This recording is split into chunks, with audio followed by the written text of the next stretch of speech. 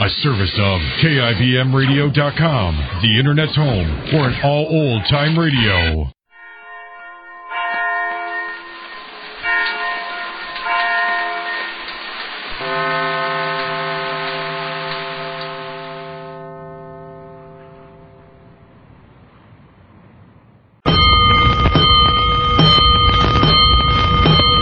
Five bells. Stand by all stations. Attention, all districts. A 5-alarm fire. 5 bells. Move in immediately. That's it. Let's roll. Let's go. Firefighters.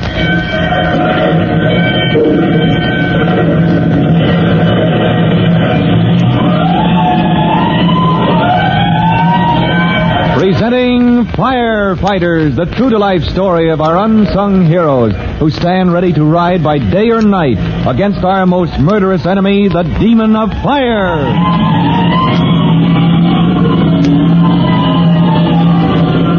In a few minutes, we'll hasten to the office of Chief Cody at Fire Department headquarters, where the chief is expecting 2 of his favorite visitors, Jimmy and Trudy Collins, brother and sister of fireman Tim Collins. But before we learn what this meeting is about, here's something else you should know. Let's go, firefighters. Let's go to Chief Cody's office at Fire Department headquarters, where the chief is expecting a couple of important visitors. Only yesterday, Chief Cody met the Collinses, fireman Tim with his brother and sister, at the scene of the recent fire in the home of Gilda, Trudy's friend. Out in front of the house, Tim was saying to the children, Hey, hold on, you two. Don't cross those ropes. Gee, Tim, can't we get closer? My goodness, nothing can fall on us just there. We only stand on the sidewalk. No? What do you suppose those ropes are for? Oh, just for sort of a hint. So people won't walk on the sidewalk in front of the house and maybe sort of edge up the steps just to look in and then maybe just look around inside for a minute And crash. Down comes the ceiling on their head. Or smash. Down they go right through the floor into the cellar. And then splash. Splash? What's that for? Water in the cellar. Tons and tons. Isn't that right, Tim? Oh, no. That's all been pumped out. I want to... No. Come back here. You stay outside those ropes. Oh. Hey, Tim, where's the window you and Smokey Joe Murphy and Mr. Rubber-Nosed Rubber-Doo climbed in? I know, that center one up on the 4th floor. It was not. In the picture in the paper, it was the second from the end. Oh, Tim, that was a terrible picture. All that showed was your boots. All right, now, look, kids, if you brought me over just... Hey, Tim. Huh? Somebody's in the house. Golly, do you suppose they're trying to steal what didn't get burned? Oh, burglars. Let's catch them. Don't be foolish. That place is all locked up. There's Well, maybe it's locked up, but the door's opening just the same. Hey, you're right. I better look into this. Hey there, you. Who, me? Hey, it's Chief Cody. Oh, Teddy, you're being fresh to the chief. You yelled at Chief Cody. I didn't know who it was, Chief. These kids wanted me to catch a burglar for them. Well, now, Jimmy, Trudy, you'll have to practice on somebody else. I have lawful business hereabouts, and I can prove it. Checking over the condition of the building, Chief? That's right, Collins. The second floor where the fire started is in bad shape. But the framework is pretty solid. When can Gilda's family move back in? Not for months, can they, Chief? Until all the inside get rebuilt. No, not for months, Jimmy. And not even then. Unless they do what they should have done in the first place. I know. Put up a fire escape. Of course, there's only one stair. That's right, Trudy. And just because the artichoke didn't know about fire prevention and safety and things. Just because the who? Architect, the man that planned the house before it ever got built. Tim, was that what she said, architect? Well, if she didn't, we knew what she meant. And you've convinced her, Chief, that planning for safety is even more important than planning for good looks. Is that so, Trudy? I persuaded you? Oh, yes, Chief. I'm going to give a whole floor talk about that for Miss Lamini's home ec class. But she doesn't know anything to talk about, Chief. We both looked in the library for stuff, but... Not only that, they've turned me inside out, Chief Cody. Everything I know about construction. Well, you learned plenty in training school, Collins. No, maybe enough to fight fires, Chief, but not enough to satisfy these two when they're planning a talk. Well, we'll have to do something about that. Hey, how would you kids like to inspect our city through the wrong end of a telescope, huh? I'd love it, only... Yeah, so would I, but what do you mean, Chief? You'll find out tomorrow afternoon. Drop in and see me down at headquarters. That was only yesterday. But today at Fire Department headquarters, Chief Cody leads Trudy and Jimmy to the door of a room at the top of the building. Not many people know about this room, kids. Well, where do you keep the big telescope, Chief? Huh? Telescope? Like you said, Chief. The one you look through backwards. Well, that's what you said. Oh, that. Oh, I said I'd show you the buildings of our city through the wrong end of the telescope.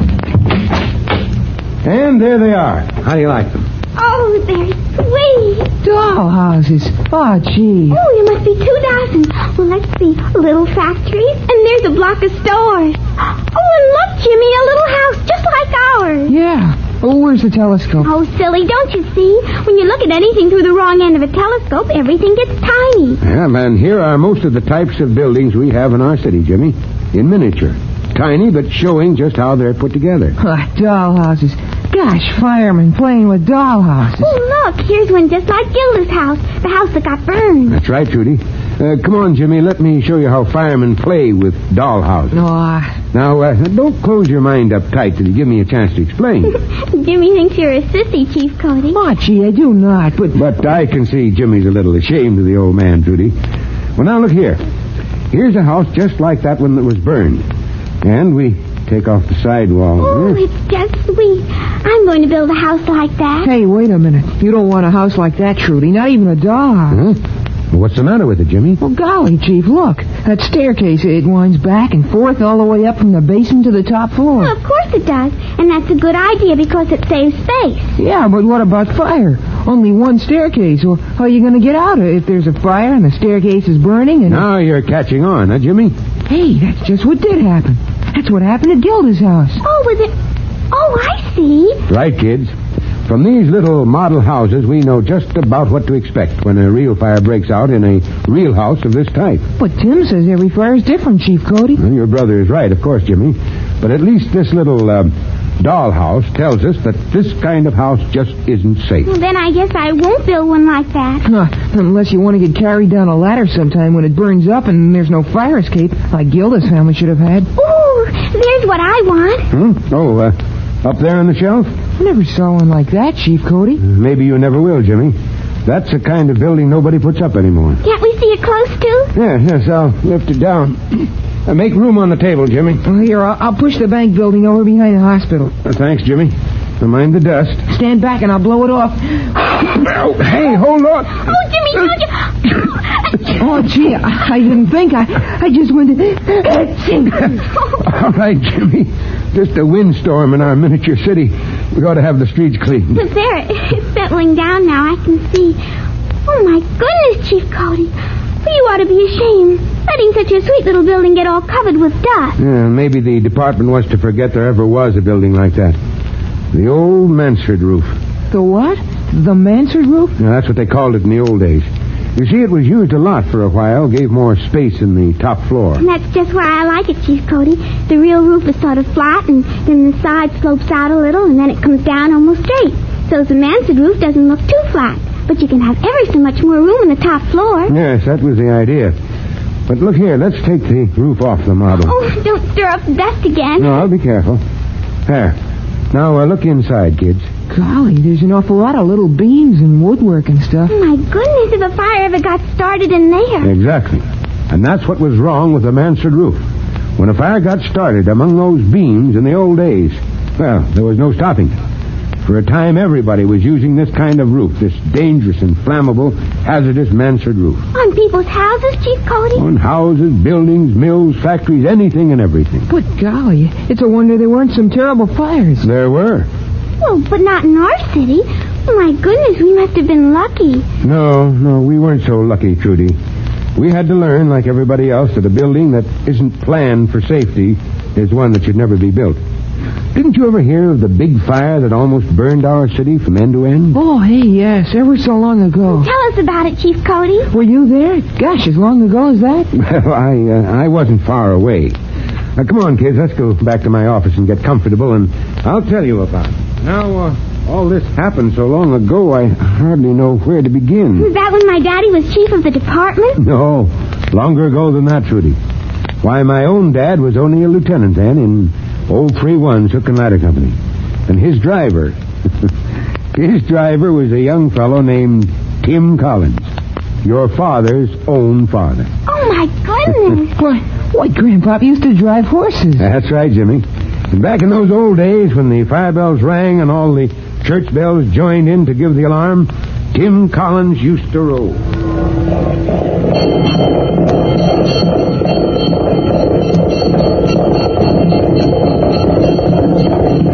Hang on, Lieutenant.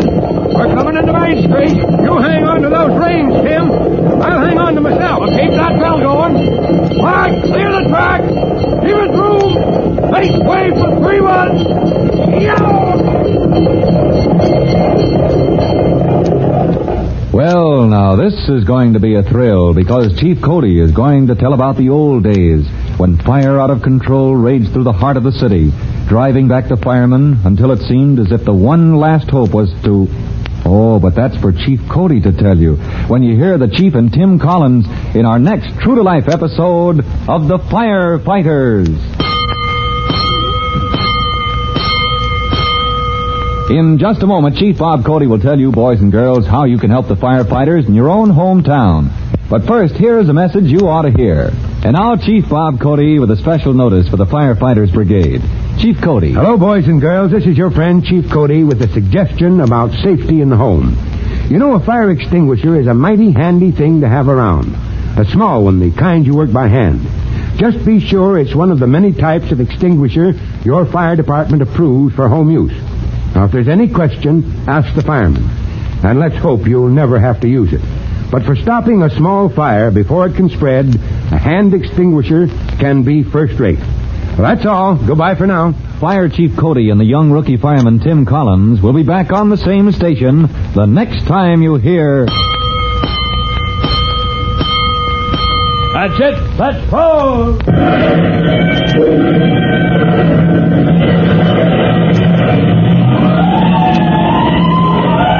Let's go, Firefighters!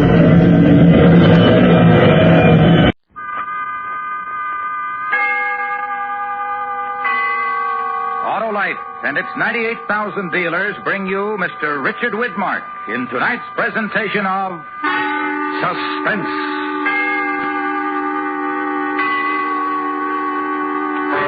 Tonight, Autolite presents a true story with only names and places changed. A classic report on a famous bank robbery and murder in the Old West. The story is called The Spencer Brothers. Our star, Mr. Richard Widmark.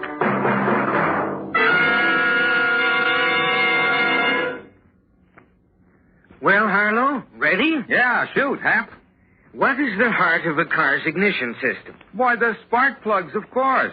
And if they're not functioning properly, you won't get the smooth, economical performance you normally expect from your car. And how do I keep the spark plugs in top shape, Doctor? Why, you have them checked regularly by your nearby Autolite spark plug dealer. He's the expert on cleaning and adjustment, and he services all makes of cars. But suppose they're worn out or wrong for my style of driving, Professor. Why, then your Autolite spark plug dealer will replace them with a set of world-famous ignition-engineered Autolite spark plugs, either standard or resistor type. And to locate my nearest Autolite spark plug dealer? Just call Western Union by number and ask for operator 25. She'll quickly tell you where to find your nearest dealer who sells Autolite spark plugs, both standard and resistor types. And remember, from bumper to tail light, you're always right with Autolite. And now, Autolite presents transcribed The Spencer Brothers, a true story with only names and places changed, starring Mr. Richard Widmark, hoping once again to keep you in suspense.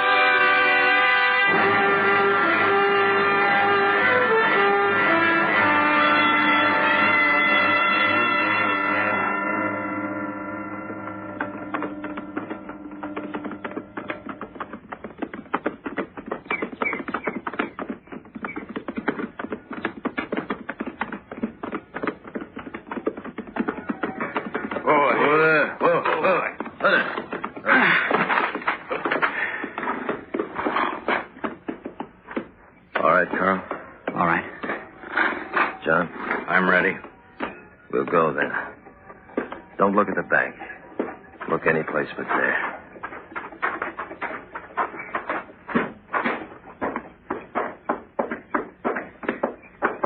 Jim, wait. What's the matter? It's a good thing I did look at the bank. See who just came out. That Simpson man from Cass County. Yeah. Our luck gets no better, does it? Turn your backs on him. He may go the other way. He's not coming. He's not coming. He went into the livery next door. But did he see us? There's no way to know. We'll go in now.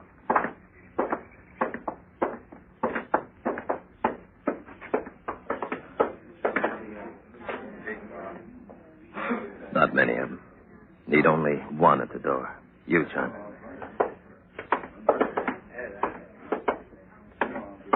All right, Carl, draw.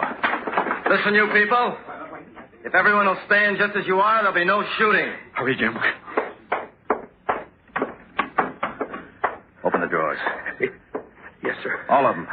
Put the money in the satchel. Yes, sir. Hurry. Yes, sir. I am. I can't. Come on, give me the keys. Yes, sir. Take them. Sit down. Don't move. Don't anybody move. Stand just as you are. Don't move, I said.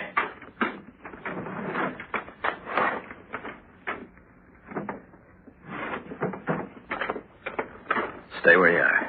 Yes, sir. And don't stand up. Yes.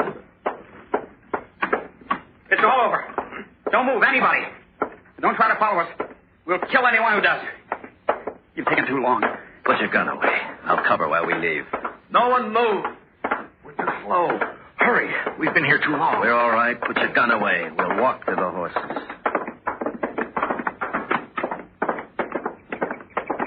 Hey, isn't that the Spencer boys from Cass County?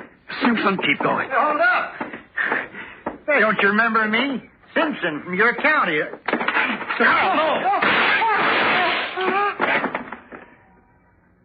Carl, with your gun, you've surely killed us all. Come on.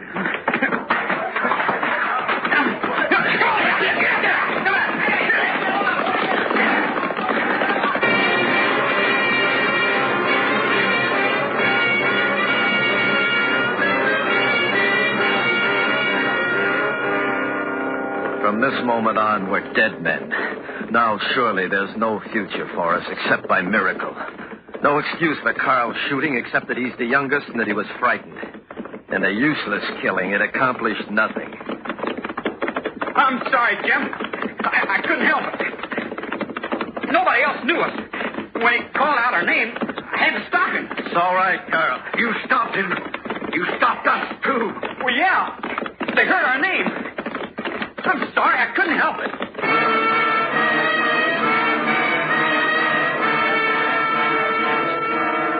Once we were right. We were the wronged ones. But no more. No more the soldiers still with honor sharing the Confederate defeat. No more justifying our motives and actions. The crutch we used, our persecution by the few hundred of the victors, that's gone now. Nothing's left. Except that we're killers and must never stop running. And perhaps never stop killing.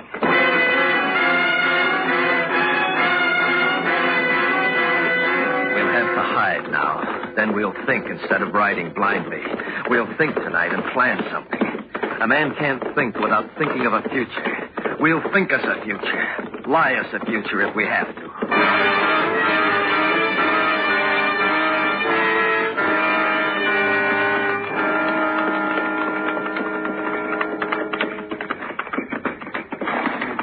This is good. Go ahead. Loosen the cinches, but don't take the saddles off. No fire, no smoke. This will be a dark camp and a quiet one.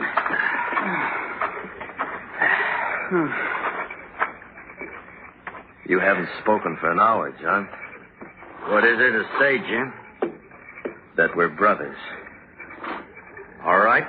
We're brothers. And the mistake of one is the mistake of all of us. Seems to be the way it is.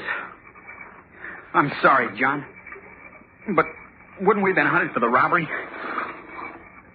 If Simpson hadn't been there, no, we wouldn't have. But he was there. All I could think was Simpson mustn't be there, and I killed him so he wouldn't be. What do you think we should do, John? Keep going, I suppose. Where? I don't know. Well, I've been thinking. All of us agree that killing Simpson was a mistake. But in the rest of our plan, we were right and justified. So we can still stand up among honest men. Where are we going to find honest men who'll let us stand with them? We'll leave Missouri and go west, far west, Colorado territory, where the country's just opening up. How do we get across all of Kansas to get there? How do we leave here? What road do we take? Sure there's no posse waiting to ambush us. Has the word spread so fast, Jim? 5 hours? Yes, I think it has. Traveled faster than we have, no doubt. But I have a plan. By it, we'll find new lives in a new country. We'll talk of it after we rest.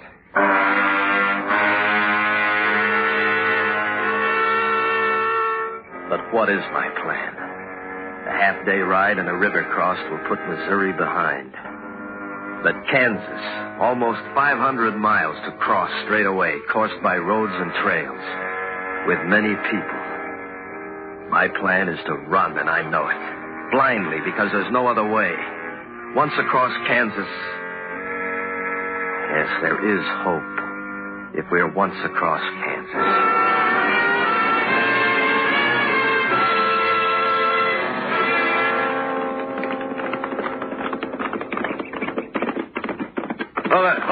Slow down. Hold. Men ahead. 4 of them, Jim. Well, what do we do? We do what's necessary, no more, no less. Do we fight?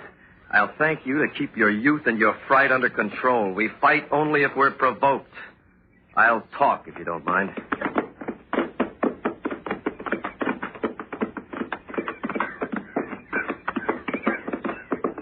Afternoon, friend. Good afternoon to you. Where are you bound?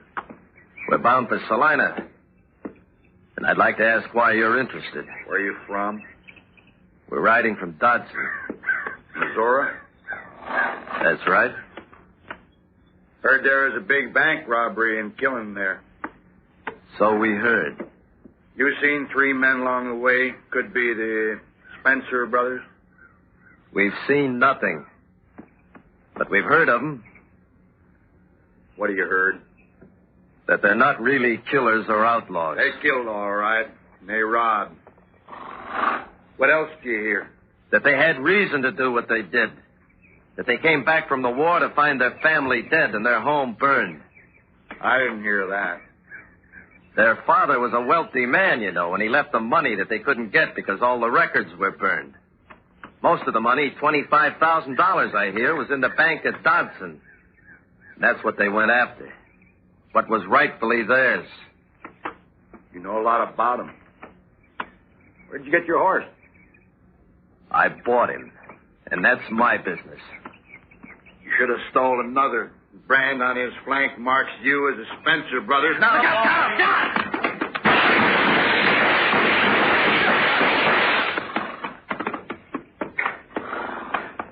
Carl? I'm all right, Jim. John? 2 cartridges gone is all, and you? I'm all right. We better ride out of here.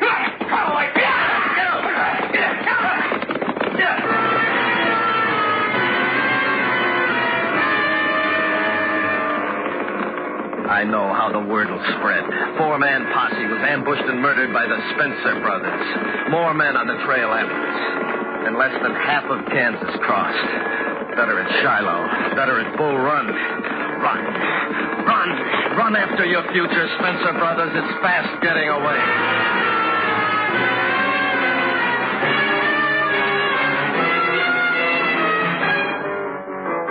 Autolite is bringing you Mr. Richard Whitmark in The Spencer Brothers. Tonight's presentation in radio's outstanding theater of thrills, Suspense.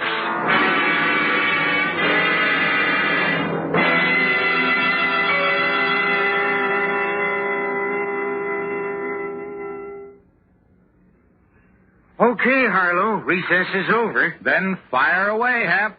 Just what is the Autolite resistor spark plug? Why, it's the greatest advance in spark plugs for automotive use in the past 25 years. Yes, but why, Professor? Because it has something extra. The built-in 10,000-ohm exclusive Autolite resistor, which makes possible such outstanding advantages as double spark plug life, smoother engine performance, and quick starts. And the Autolite resistor spark plug is only one of a complete line of world-famous ignition-engineered Autolite spark plugs for every use. And now, any advice before school lets out, Professor Wilcox? Yes. Friends, have your spark plugs checked by your nearest dealer who sells Autolite spark plugs. And if replacements are needed, get ignition-engineered Autolite spark plugs, either standard or resistor type. And remember, from bumper to tail light, you're always right with Autolite. And now, Autolite brings back to our Hollywood soundstage Mr. Richard Widmark in Elliot Lewis's production of The Spencer Brothers, a true story well calculated to keep you in suspense.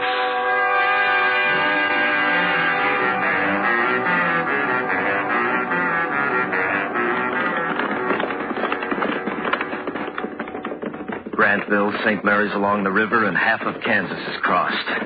At the price of brothers, but more important, at the price of horses. They can't go on. The next house or settlement, we have to stop. There's no choice. Whoa there. Whoa.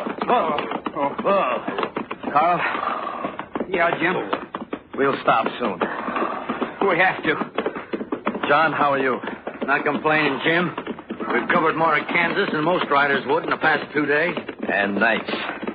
We'll stop soon. We need fresh horses, even more than we need rest. Where are we going to find people to sell us fresh horses? We'll find horses. We have $25,000. It isn't safe to stop and spend $1 of it. It will be. When we get across Kansas, our money will mean more than our names do. That'd be nice. Behind us. I heard something. I don't know what. Get out of here.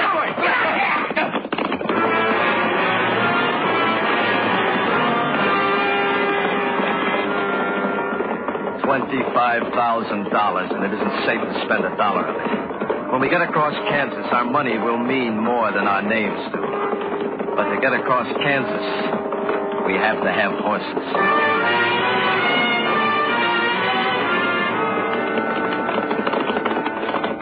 Jim? Yeah? There's pals ahead. Whoa.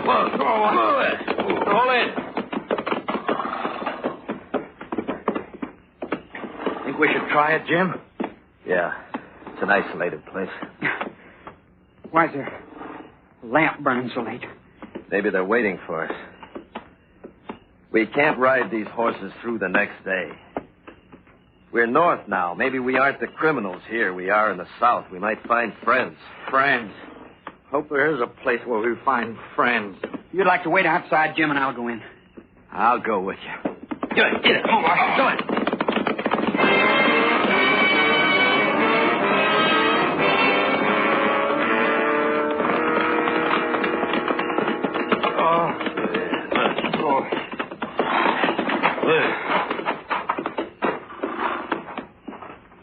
Wait. Why don't you look through the window, Jim? See if you think it's all right. I'll be back.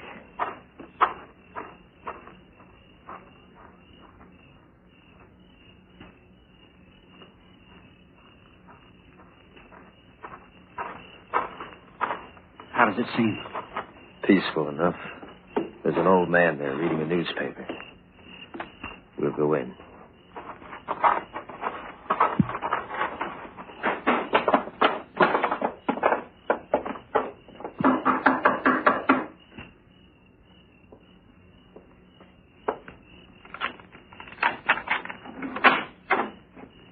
What do you want? Well, not your rifle pointing at us like it is, my friend. Man with a head on would greet strangers at night with a rifle. What do you want? We've ridden a long way, and our horses are tired. We wondered if we could buy fresh mounts from you. If you have the money, you might. We have the money. Well, then, come in. Thank you. You want horses. Where are you going so fast? We're crossing Kansas, going west. Where are you from? Missouri. What's the matter with Missouri? You ashamed of it? No, sir. What part of Missouri? From Dodson by any chance? Yes, we're from Dodson. Any trouble about that? The words come out here that the three Spencer brothers came from there, heading west. You wouldn't be them, would you? Needing horses. Oh, I'm tired of this. What if we were? John, stop. What if you were? With a $5,000 reward on them Spencer's heads? I'm a mind to hold you here till I find out who you are. Get back. I don't think we will, Carl. Jim. The lamp. Where are you, Carl? I'm here. Come here. How bad, Carl? Where are you hit, Carl? In the chest, I think. I don't think it's bad. I'm sure I can keep up with you. Get him outside. We've got to move him outside. Come on, Carl. Come on. Can you walk? I can walk and ride, too. Where's your gun, Carl? I dropped it. There, found it. Come on, Carl.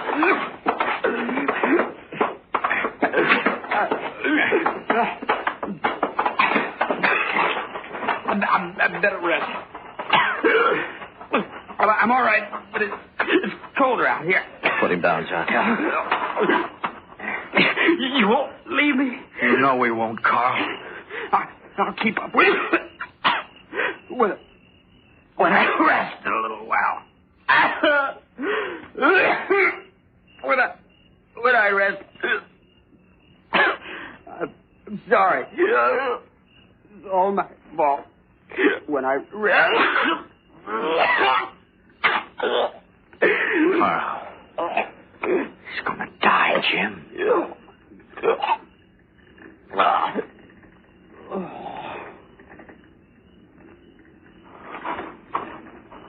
Look. The lamp's at the house ablaze. The flames from the house will draw everyone within miles. We gotta go, John. And leave him? The stable's over there. We'll have time to saddle some fresh horses if we hurry.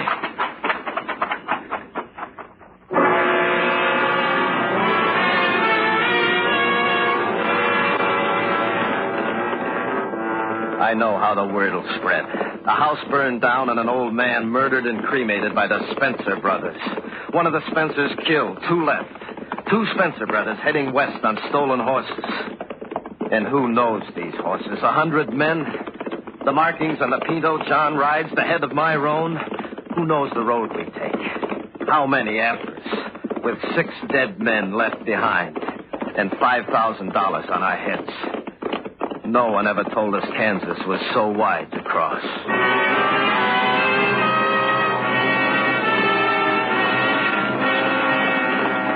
Pull up, John.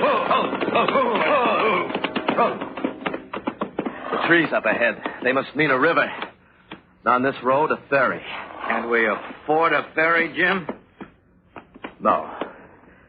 The trees look less thick to the south.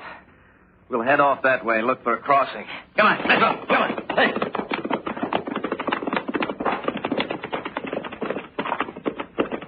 It's the Smoky Hill River, John. It means we're getting close to the border. We're close to a lot of things, Jim, and you know that. The end or the beginning. The border is what I keep thinking of. They could know the road we take. They could know what we decided on and guard the crossing south and north. But we don't know. And we have to go. Have to cross the Smoky Hill. The border's beyond.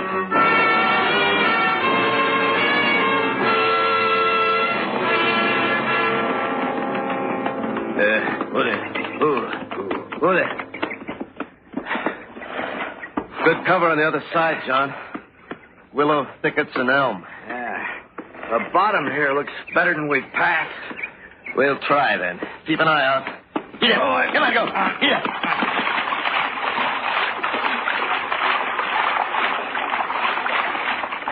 Jim, sunlight on metal upstream. Come on, faster, then. Get up, get up. Come on, go. Jim,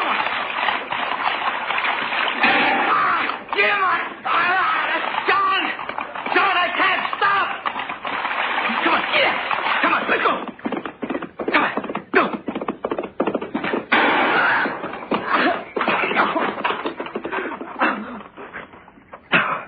We got it. Let's go and Paul. We got both the murderer records.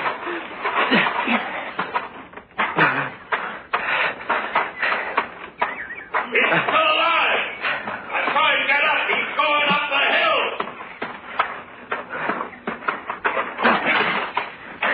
Let's go.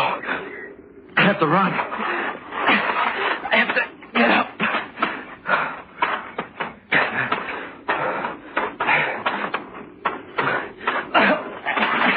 We're not killers. It was a mistake. We went after what was rightfully ours. Come on, run, Spencer Brothers. After your future. It's fast getting away.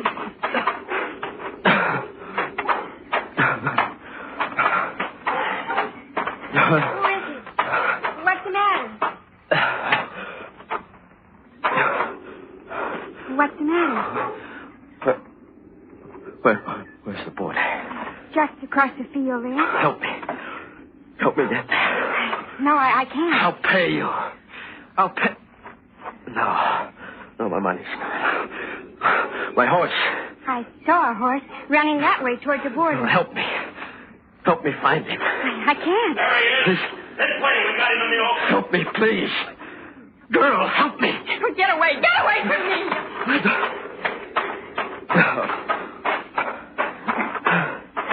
Open up, boys. Open up. We got him. Run.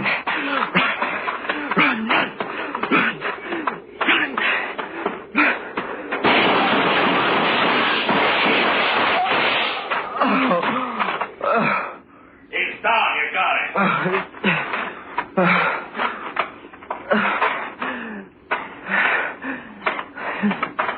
Benson, you're closest. Get him.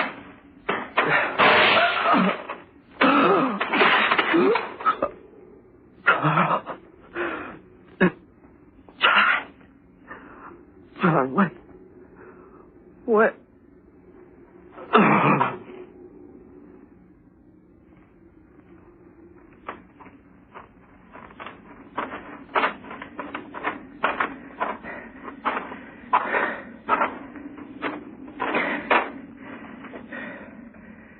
Dirty, rotten, murdering wretch.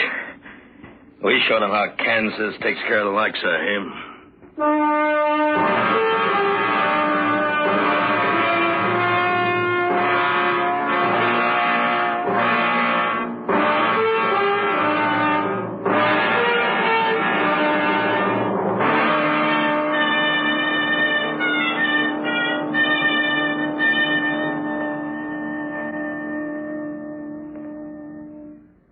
Suspense, presented by Autolite. Tonight's star, Mr. Richard Widmark. This is Harlow Wilcox speaking for Autolite, world's largest independent manufacturer of automotive electrical equipment. Autolite is proud to serve the greatest names in the industry. That's why, during the early months of 1953, as we did last year, the Autolite family will join in saluting the leading car manufacturers who install Autolite products as original equipment. Our Autolite family is a worldwide family and numbers among its members some 30,000 men and women in Autolite plants in the United States, Canada, and many foreign countries, and the 18,000 people who have invested a portion of their savings in Autolite, as well as thousands of Autolite distributors and dealers and the many leading manufacturers who use Autolite products as original equipment. Our Autolite family will salute the Packard Motor Car Company on the next Autolite Suspense television program. If you live in a television area, check the day and time of Suspense so that you'll be sure to see this program.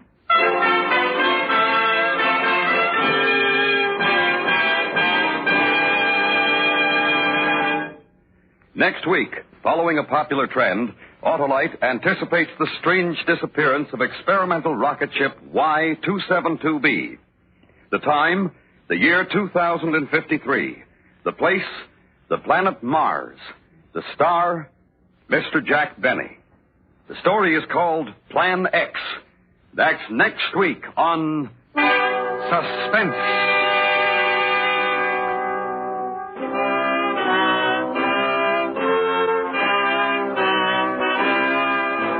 Suspense is transcribed and directed by Elliott Lewis, with music composed by Lucian Morowick and conducted by Lud Gluskin. The Spencer Brothers was adapted for Suspense by Gil Dowd. In tonight's story, Joseph Kearns was heard as John Spencer and Sam Edwards as Carl Spencer. Featured in the cast were William Conrad, John Daner, Sammy Hill, and Parley Bear.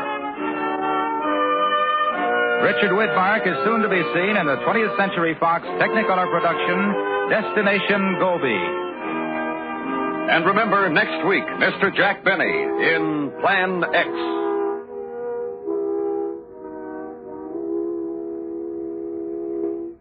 This is National YMCA Week. All over America, the Young Men's Christian Association serves boys and girls, men and women of all races and creeds. Volunteer leaders are urgently needed. Why not pay a visit to the YMCA in your community? Perhaps you can be of service.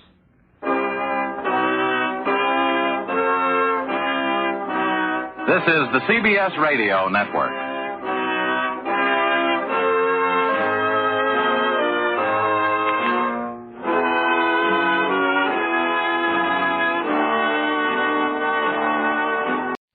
Lights out, everybody.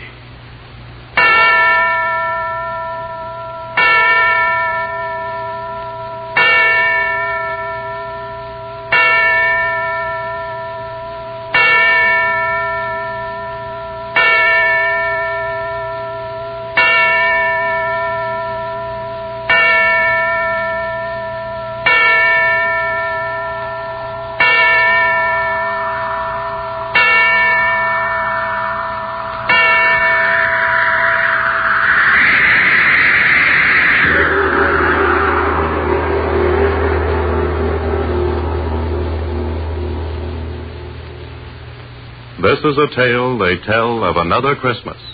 A Christmas 19 years ago. The Great War was over. War-weary soldiers and officers were at last being allowed to rest, to enjoy such recreation as soldiers might find.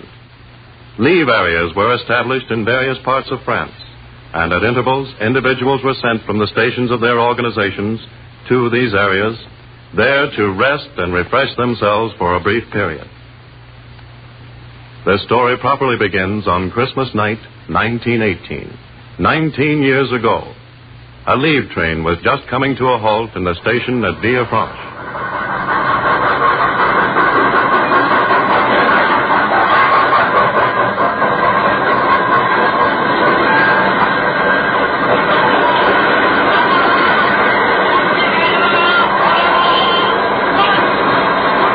On peut monter à ce compartiment-là, monsieur. Il y a seulement un officier. C'est un Français. C'est première classe, monsieur. Oh, merci, monsieur. I choose a brighter mind. Here you are, mate. Ta. Ah, merci, monsieur l'anglais. Merci. I'm not English, you know, chap. Australian. Anzac. Company? Ah, oui. Vous êtes australien, n'est-ce pas? Righto. And Merry Christmas, old chap. Un joyeux Noël, monsieur l'Australien.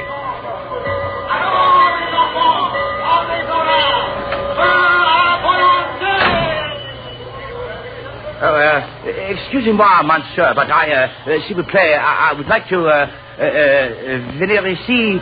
Oh, blast it, I can't talk the ruddy language. It is not necessary to speak the blasted language, monsieur, since I speak yours after a fashion. Oh, beg pardon, old chap.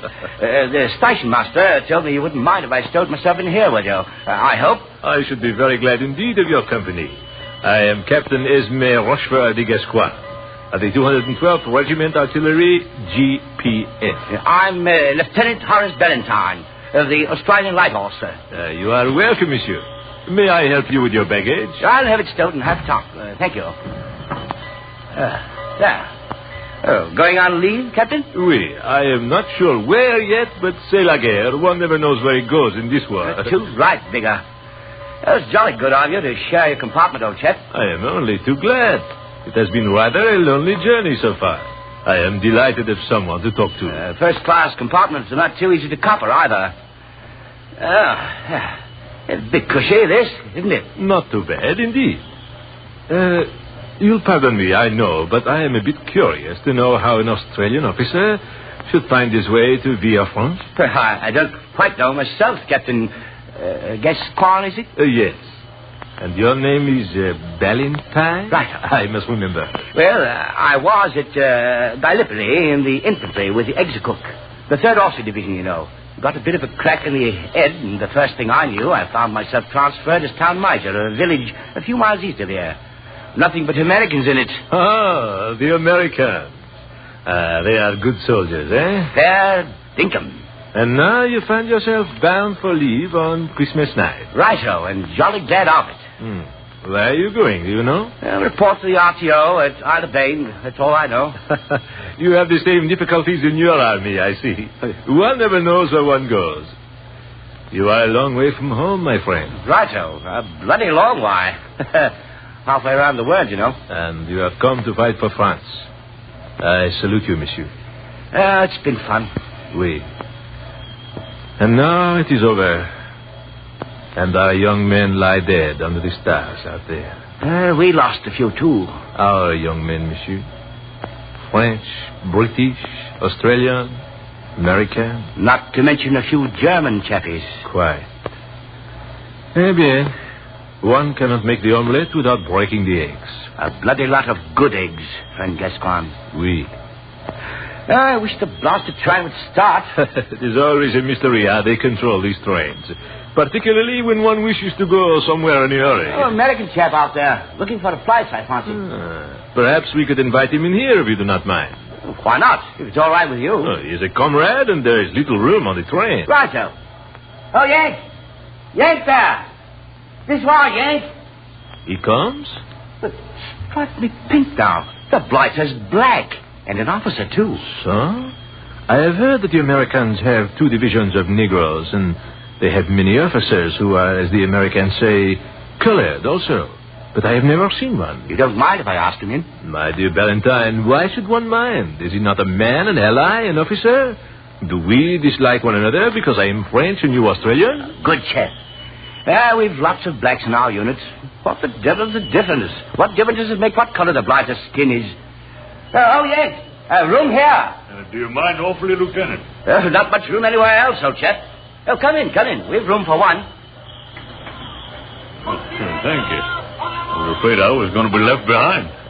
My name's Valentine, Lieutenant Australian Rifle. I'm Captain Melvin, 370th American Infantry. Delighted, Captain. And this is Captain... I have to help the chap out, Captain. I am Captain Esme Rochefort de Gascoigne of the French Artillery, Captain. Welcome. Gentlemen, thank you. Oh, here. Give me your musette. I'll shove it up in the rack. Oh, thank you, Lieutenant. Feels good to get that thing off my shoulder. Sit down, Captain Melvin. Thanks. Been standing around there all day long on one foot and then on the other waiting. Finally, when the train did pull in, I thought I was still going to stand there. Good of you to take me in. We are delighted. Righto. You're an Australian, eh, Lieutenant? Righto. From Adelaide. I just think of that. Where are you from, Captain Melvin? Oh, I'm from Chicago. And you, Captain Gascoigne? My home is in Bayonne, as one might infer from my name. Your name, Captain? Gascoigne. Bayonne is in Gascony, you see. I see. Oui. It's odd, ain't it? Here we are, 3 of us in one railway coach, bound for somewhere, and we've come from all over the world to meet on Christmas night in France. We don't even know where we're going, do you? Well, I haven't the slightest idea. Leave that's all I know. May as well have a spot of Christmas cheer, eh? A bottle of rather good wine in my musette. And so have I. Not to be outdone in this matter, mes amis, I also have a bottle of Lacryme Christi. Tears of Christ. A very precious wine in these days, mes amis. I do not remember how I came by it, but suffice it to say, I have it. Attention!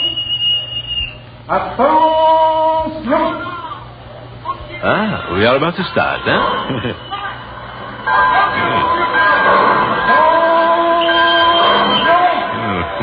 We are starting.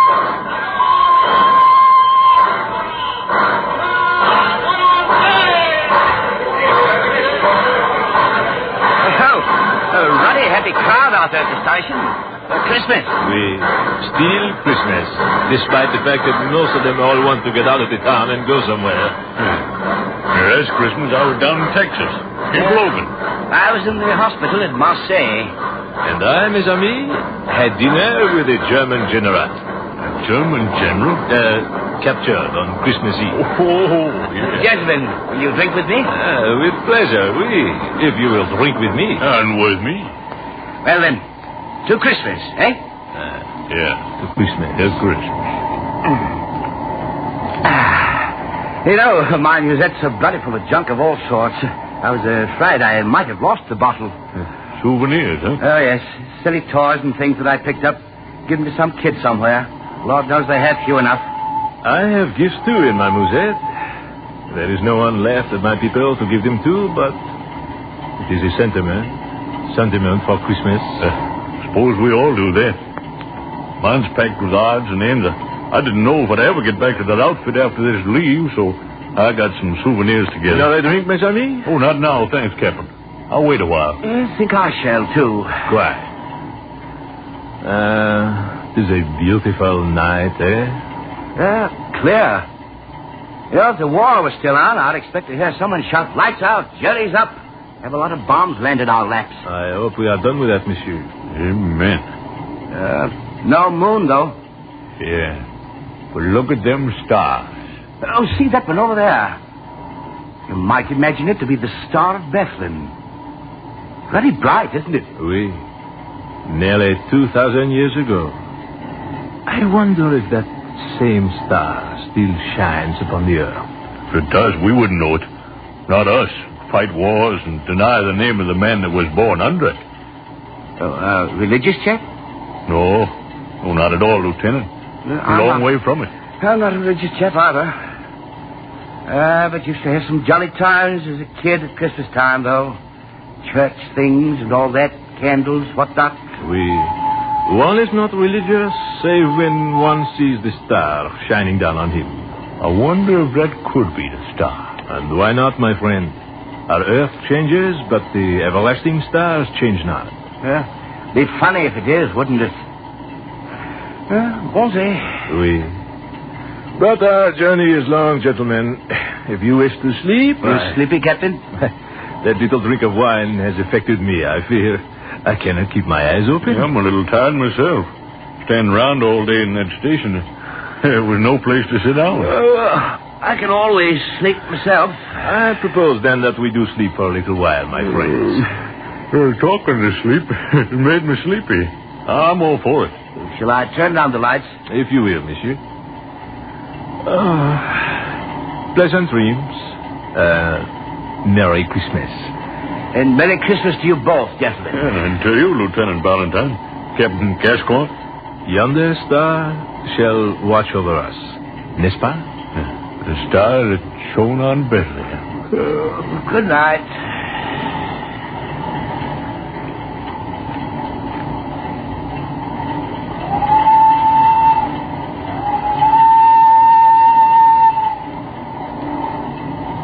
Are you asleep? I'm not. Nor I. Almost, though, I must say. I was thinking. It seems that I have met you both before. Somewhere. That's really odd. Why, my friend? I was thinking the same thing. I was, too. But it couldn't be. One from France, one from Australia, one from America. Oui, it is so. Good night, my friends. Good night. Good night.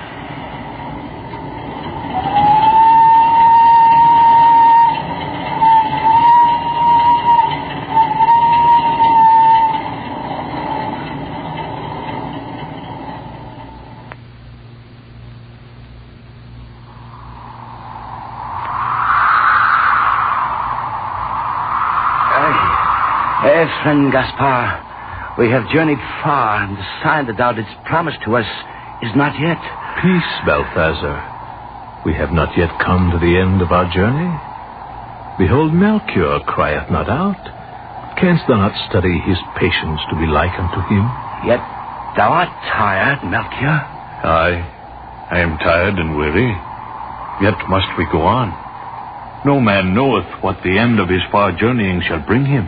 Dost thou see, Balthazar? Thou must needs have faith. I have faith, friend Gaspar. Yet my burden upon my shoulder is cruel heavy, and I would fain rest. Have faith, O Balthazar. Have faith, I conjure thee. Faith. Lead on, O Gaspar. Whither thou goest, there will I follow thee. And also I, Gaspar. For I know that thou art inspired of God, that his hand doth lead thee.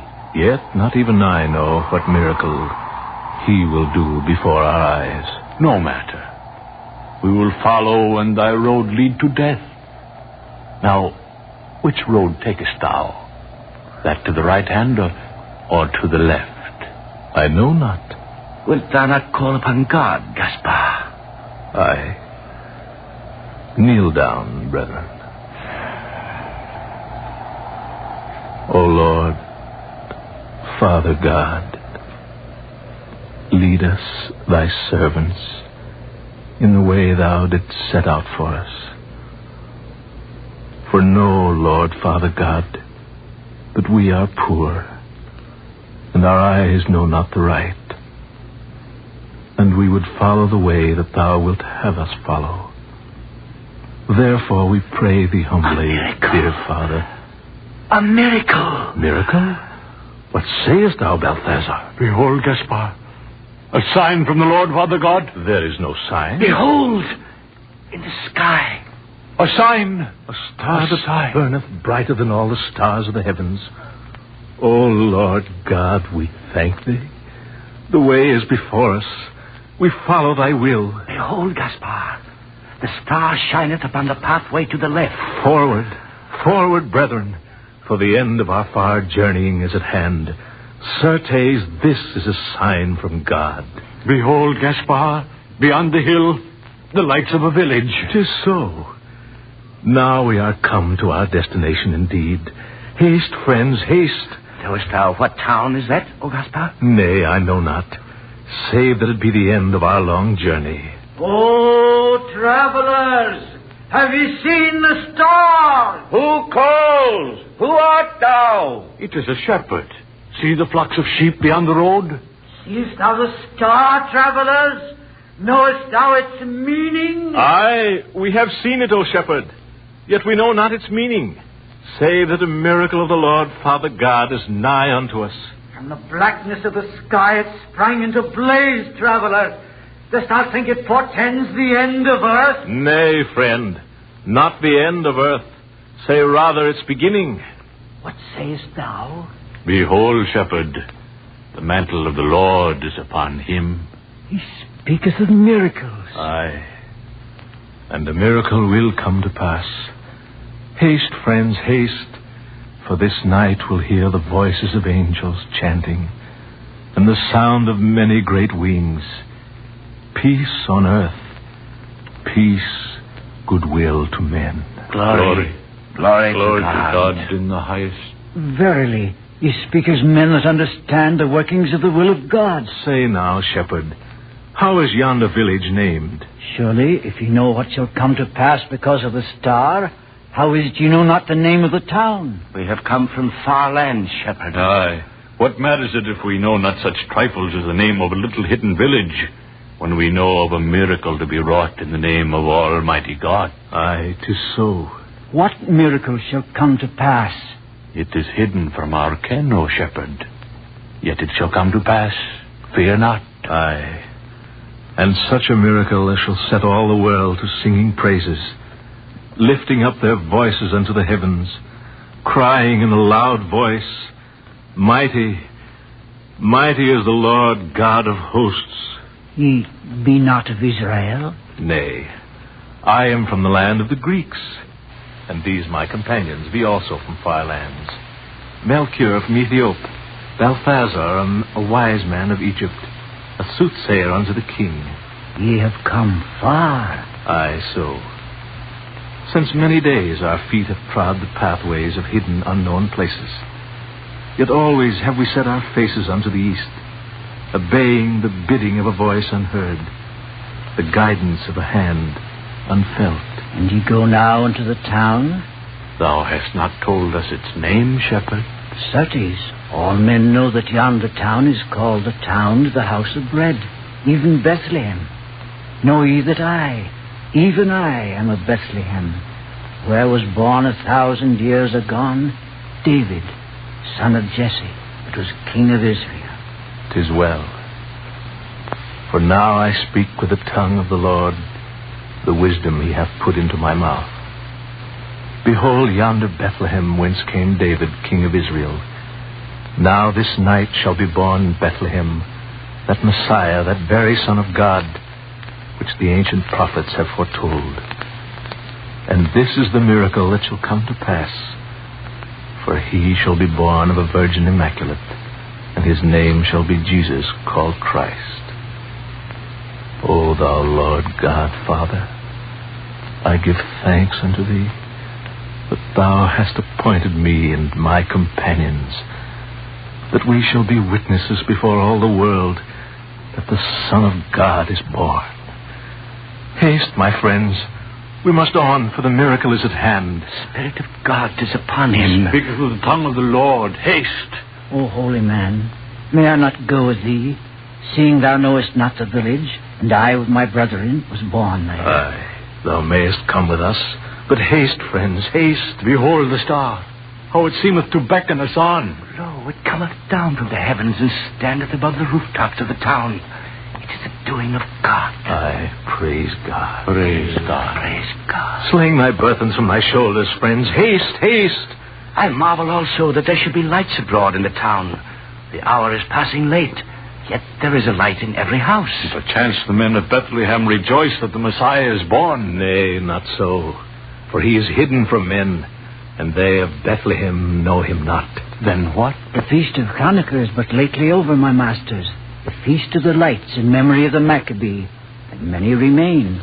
Also are there others in the town who have come to deal with the men of Herod, the tetrarch of Galilee, even the tax collectors, and thus is the city full, even all the inns. Dost thou know where we shall find him, O Gaspar?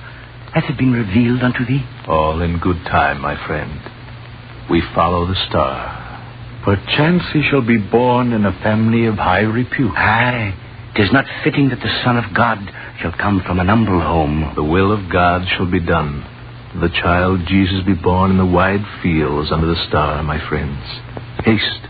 Behold, these be the walls of Bethlehem, O wise man. Yonder lieth the gate. Perchance the soldiers of the tetrarch may refuse us admission into the city, Gaspar. Nay, they are gone away, Melchior.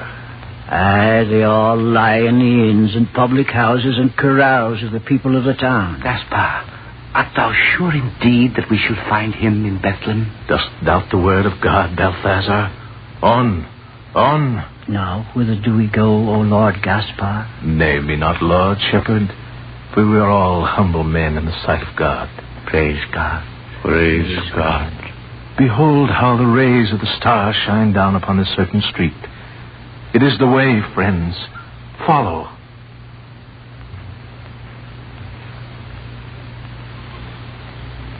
Lo, one comes, Gaspar. In haste. Aye, but so... Perchance he knoweth. Hold thou, men. Whither goest thou? Who art thou? Stand aside that I may pass. Who art thou? Know that I am citizen, even as thou art. If indeed thou art a citizen, and not a strolling player or hawker of false jewels. Oh, speakest thou thus to me, who am the great physician? Know, man, that I am Balthus, the leech, the learned, the clever, skilled in cupping and the arts of the chirurgeon, the saver of lives, the bringer of babes into the world. Peace! Thy tongue clacketh like the wheels. Thou art chirurgeon, O man of Bethlehem? Aye, I am that. I am Balthus, wrestler with the angel of death, sometime physician under great Antipater himself. I am... Hold, I pray thee. Hast thou attended woman this night that was brought of child? And how didst thou know that, stranger? Wilt thou say aye or nay? Aye, I have done so. And look ye now. This night have I come upon a miracle, a very marvel, a prodigy of nature. Never before in all my time have I... Cease thy clacking and speak, leech. And who art thou thus to... Speak of the marvel that thou hast witnessed, man. Behold, not 2 hours have passed since one came post-haste, crying before my door, O Balthus, O most noble surgeon, O saver of lives, come down and haste. And I, setting down the goblet of sack posset wherefrom I did drink, flung open the window and looked down. To thy story, leech, to thy story. Behold, crieth the man in the street, behold, Balthus, a woman hath need of thee in the stable, nigh unto the inn of the 2 oxen. In the stable? Aye, in the stable. Now I am a man of charity, and always ready to answer the call when sickness stalketh abroad. in the plague that came upon Bethlehem 9 years ago. Aye, thou'rt always ready when thou dost smell the smell of gold, leech. Say on, and quickly. If thou wilt but be still and let me. I spoke of a marvel. Say on. I flung my cloak about me, and I came in haste, as ill becometh a man of my age and girth, and yet I am charitable, I say, and behold, in yonder stable was a woman couched in the straw of a manger, brought to bed of a child. Surely women have been brought to bed of a child in stables before, Cururgeon. Aye, so. But mark me well now. This woman was a virgin. Nay. I swear it by the holy phylactery. By my father's beard I swear it. Verily was a child born unto her, and she a virgin. Thou hast drunk too much of thy sack posset, neighbor. Thou a physician. I swear Hold. Thou said enough, leech. Verily hast thou stood before a miracle this night. A miracle? In sooth, a very prodigy. Where lieth the woman thou didst attend? In yonder stable. The man did say that they'd come from Nazareth in Galilee to give his testimony unto the tax collectors. And though they beseeched the innkeepers, yet would none of them give them room, saving only this one, who, having pity upon a woman with child, did say unto them that they might find bed amongst the kine in his stable, and did charge them naught. May all the blessings of God be on this innkeeper, that he hath offered shelter this night unto the Son of God. What sayest? And on thee, physician, for that thou didst lend thy hand unto her, who is the very mother of him who shall be the Savior of the world. Verily, I know not who thou art, old man, yet I perceive that thou hast the gift of prophecy. If I have served, then I am glad, for I took naught from them, and the babe did look upon me with a look that I shall ne'er forget, though I live to be the last on the earth. Now I crave thy blessing. If thou dost speak sooth, I am most blessed among men. Verily shalt thou stand at the right hand of him who hath come to the earth, physician. Thine was the hand that first touched him. Verily art thou blessed. I thank thee for thy grace, friend. Go now inside the stable. I go to the temple to render thanks unto God, for verily I believe thee. Now, my friends, 'tis the end of our long journey before us. Come with me, I pray, each of you. Come and fall down and worship the infant Jesus, Son of God, which shall be called the Christ. Praise unto him. Praise unto the Son of God. I will not go in. I am not worthy. Nay, shepherd, there be none of us worthy to touch his hand. Yet there be none too humble to do him reverence. Come. Aye, come, shepherd.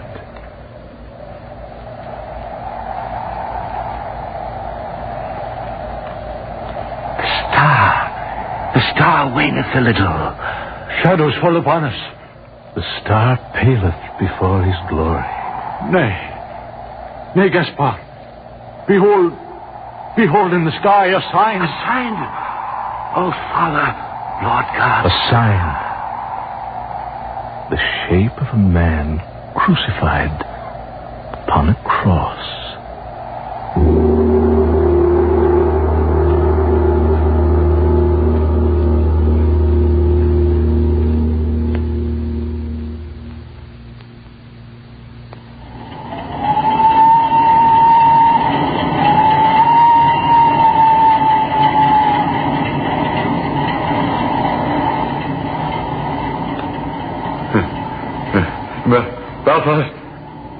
Valentine. Gascoigne. Didst cry out unto... I say, what's the matter? I was dreaming, I guess. Well, where are we? It was a dream, but I saw you too. You saw us? It's hard to remember, but I... Did you dream of 3 men, Melvin? Yes. I did too. Gaspar? And Melchior? And Balthazar? Gascoigne? And Melvin? And Valentine. Good heavens. Look at our shoes. All of us. What? Straw. Where did... Straw. From a stable. And that smell. What? Gentlemen, I have been in the East. I know what that smell is. It is myrrh and frankincense.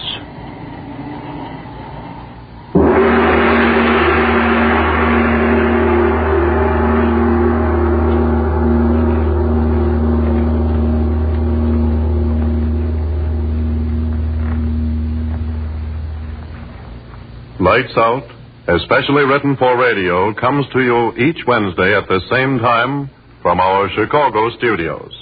This is the National Broadcasting Company.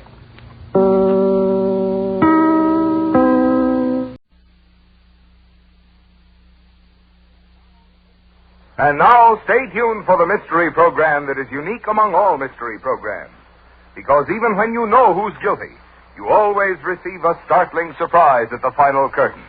In The Whistler.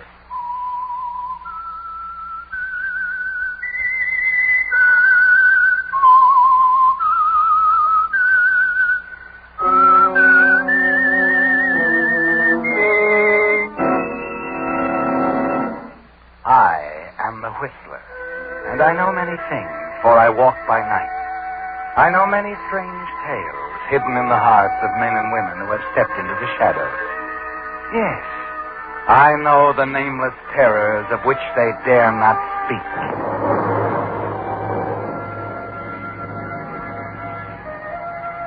Yes, friends, it's time for The Whistler, rated by independent research, the most popular West Coast program in radio history.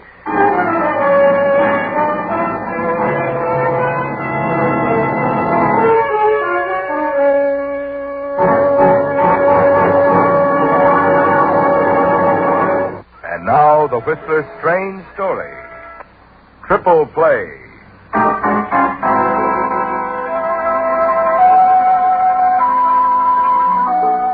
On the morning that a cool, distinguished-looking gentleman stepped from his limousine and made his way to the mayor's office at City Hall, casual onlookers would scarcely have suspected that an era in city government was drawing to a close. The gentleman was Daniel Cobb, known to insiders as the city's political boss. To the average person as owner and publisher of the city's largest newspaper, The Star. And the future looks unusually bright to you, doesn't it, Dan? As you stop at the desk of the mayor's attractive and gracious secretary, Patricia Wolcott. Well, Patricia, is the mayor in? Yes, Dan. Shall I tell him you're here? Oh, I can wait a few minutes. You know, I shouldn't come up here at all. Oh, why not? Your beauty is simply overwhelming. I won't get a stitch of work done all day. Oh, Dan. Stupid of me, I know, to fall in love with a woman half the city is pursuing. Not if she's the right woman. Is she? She doesn't know yet, for sure. When do you suppose she will know? In the fullness of time. Now, I have work to do. All right, but don't forget who you're having dinner with tonight. How could I? Shall we take in that new play at the Globe afterward? Wonderful. I'll expect you at 6. Now, I better tell Leslie you're waiting. Mr. Cobbs is here to see you. Send him in. Dan, you going to tell him? Yes, but don't worry about Leslie. He'll take it all right. See you later, darling. Well, how's our mayor this fine morning? Never felt better. What can I do for you, Dan? I'll get right to the point. Don't have much time. I'm meeting my editors this morning at 11. Shoot. It's this way. I'm announcing your retirement from public office this evening in the last edition of The Star. Why, you can't be serious. I am. You're not running in the next election because you're tired of public life, Leslie, and are eager to get back to some real living on your farm. Oh, but I don't understand. I've played ball with you, haven't I? That's not the point. No complaints, but frankly, there is a man I'd prefer to see as mayor. Who's that? Myself. Oh, I see. Well? Yeah, I'll step aside, naturally. Well, I wouldn't be here if it weren't for you, but... Well, you thought this over carefully, Dan? Of course I have. Yeah, Stump Reynolds is going to be running against you. I don't like to say this, but you won't have much of a chance against Stump. I'll take care of Stump Reynolds, Leslie. All you have to do is get out there and give me your support without any hedging. Yes, I'll welcome the opportunity. I'll do everything I can for you, Daniel. I trust you will. Oh, by the way, I wish you'd see to that reception room before election. It's as cheerful as a tomb. I'd like to have it redecorated before I move in. You could cover those atrocious wire glass windows with some deep red drapes, and a soft gray would do nicely for the walls. Anything else? Yes. I'd like to have the floor done in aquamarine. Aquamarine? That's right, aquamarine. A little unusual, but I like it. Okay, I'll place the contract. I admire your self-confidence, Daniel. I'll bet you do. But whether you like it or not, I go after what I want, and I get it.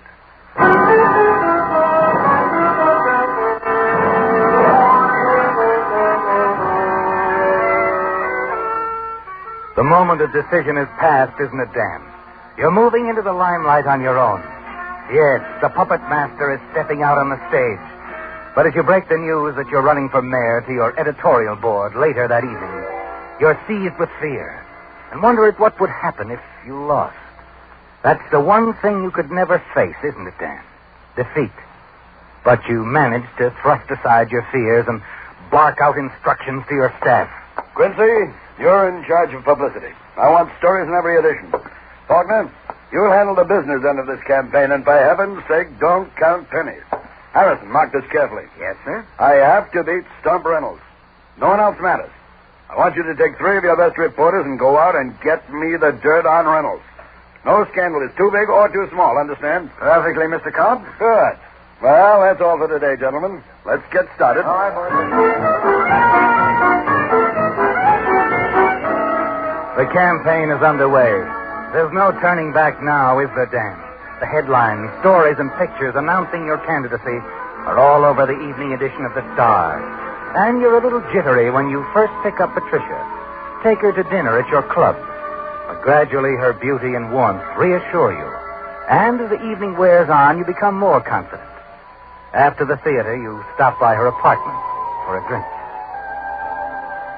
I've heard about Stump Reynolds, Dan, but what about this other man that's running? What's his name, Coleman? John Coleman? Yes. Don't worry about poor John. He's always running. Oh, I gather he's not much competition. A very poor third. Simple, honest John, they call him.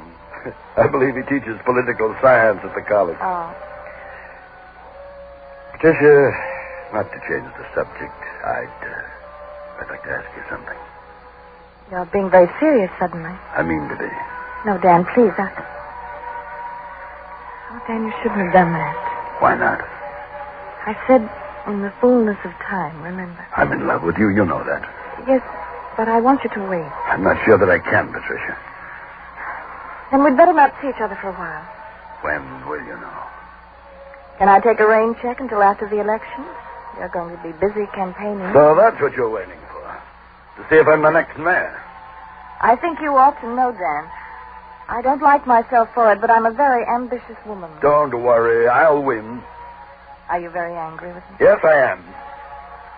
But I can't blame you. I play to win. Why shouldn't you? I'm glad you see it that way, Dan, because that's what I'm doing. Playing to win.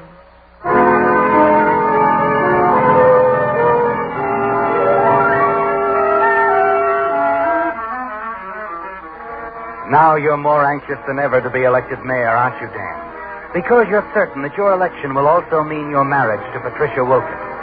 And Patricia means more than anything in the world to you, doesn't she, Dan? The more you think about Reynolds, the more worried you become. You must head him off. And a few days later, you arrange to meet him at a small cafe close to the city hall. Anything more, sir? No, that's fine, thank you. Stump? I'm satisfied. Now, what do you want, Dan? I'm a blunt man myself, and I like a blunt man. We can dispense with the posy. All right, Stump. What did you take to pull out of the race for mayor? Well, I've never been mayor. I wouldn't know what it's worth. Suppose you tell me. Shall we say an appointment as political editor of the Star, $15,000 a year, a 10-year contract? 4 years ago, Dan, you double-crossed me and switched to Leslie Bryan. You remember that? Oh, nothing personal, Stump. Politics is a rough game. That cuts 2 ways. And this time I'm going to get the personal satisfaction of beating the head man myself. You're making a mistake. Let's see what happens at the finish line. You're going to have a fight on your hands, Stump. And I don't play Marcus Queensbury's rules. It'll be a dirty campaign, and before I'm through, you'll be smeared right out of the state. Okay, Dan. But don't forget to pick up the tab. This lunch is on you.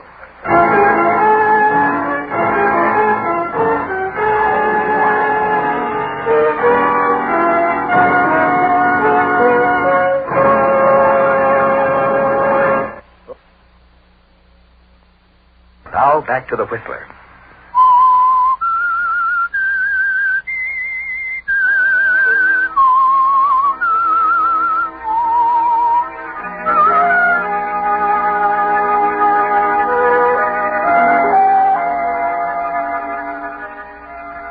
The campaign is in full swing now, isn't it, Dan? But beneath all your claims of a landslide victory at the polls, the cold fear of defeat is gnawing at you. Stump Reynolds' refusal to be bought off is the big worry, and you're increasingly aware of his threat to your success. Then the all-important speech before the Northside Community Club occurs. John Coleman makes the opening speech. He gets some scattered, polite applause, and Stump Reynolds steps to the speaker's rostrum. You scarcely listen to Reynolds as you watch the audience. See their reactions as he sums up his stand in a daring, shocking statement. Gentlemen, let me promise you that if I am elected mayor, the first thing I'll do is run Boss Cobbs and his crooked organization right out of the city hall and into the city jail. And then I'm going to sweep this town clean of the gangsters and the grafters and the gamblers. A vote for me is a vote for honest government.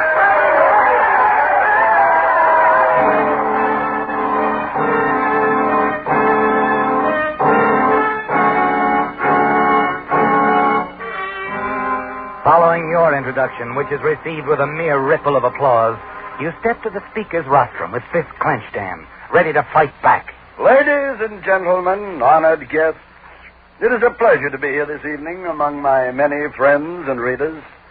Most of you have known me for many years and know how I have always fought for good government and the best interests of our city.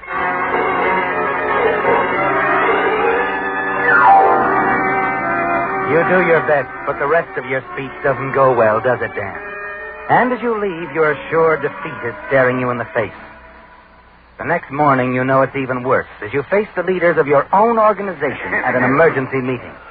Do you still figure on beating Reynolds, Dan? I'll beat him yet, Charlie. I know I will. You can make yourself a chunk of money, Dan. The bookies are giving 5 to 1, you lose. I know. Bookies and polls have been wrong before. Yeah, you're the boss, Dan. What you say goes. We all think you ought to pull out and run Leslie Bryan for re-election. I want a little more time, boys. I'll get something on Reynolds, some dirt. I promise you I'll find a way to beat him.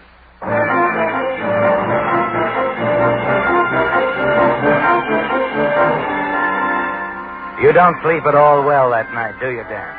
And as much as you bully your reporters during the next few days, they can pin nothing of consequence on Stump Reynolds. Then one evening, as you're nervously pacing back and forth in your downtown apartment, the doorbell rings. Patricia. Hello, Dan. I can only stay a minute. Oh, sit down. Drink?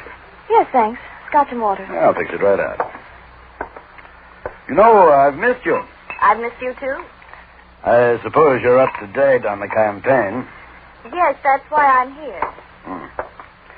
Your scotch. Thanks. Did Leslie Bryan send you with a gentle hint that I quit? No, good news. I'd like to hear some. Leslie's got a tip on Stump Reynolds. What? He's found his weak spot. It seems Reynolds can't keep away from the poker and dice table. Once or twice a week, he sneaks away to a small spot on the outskirts of town called the 611 Club. Are you sure? Quite sure. Thank you, Patricia. Oh, don't thank me. Thank Leslie Bryan. Do that for me, will you? He's been a real friend. Let me get to the phone. I'll talk to you later, darling.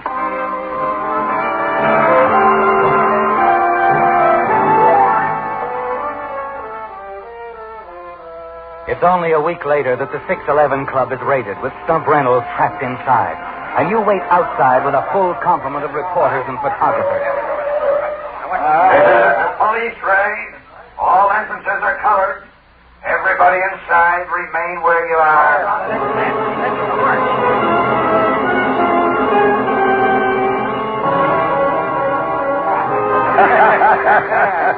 The police are bringing him out now. Doesn't Stump look dapper in handcuffs? Harrison, get to work. Yes, sir. Joe, get some shots of him in the cop. Pete, train your lens on the patrol wagon. Get some pictures of the cops shoving them in. Then follow them down to the city jail. Be sure to get a big one of Reynolds behind bars. Very good, Harrison, very good. Well, the police are bringing him this way. Hello, Reynolds. Good to see you. I'll get you for this, cops. I swear it.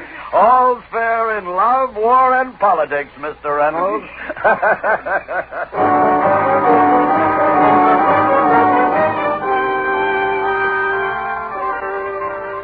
And the next afternoon, you receive the best news of all, don't you, Dan? It happens while you're celebrating Stump Reynolds' arrest with a few political cronies around the radio at a bar in the lobby of the Star Building, waiting for the announcement you know is coming. Ladies and gentlemen, a late bulletin from our newsroom. Mr. Stump Reynolds announced just a few moments ago from his campaign headquarters that he is retiring from the race for mayor. Mr. Reynolds, who was released from jail this morning following his arrest during a gambling raid, was running on a clean government platform. Now, back to our music. Gentlemen, a toast, gentlemen, to Stump Reynolds and clean government.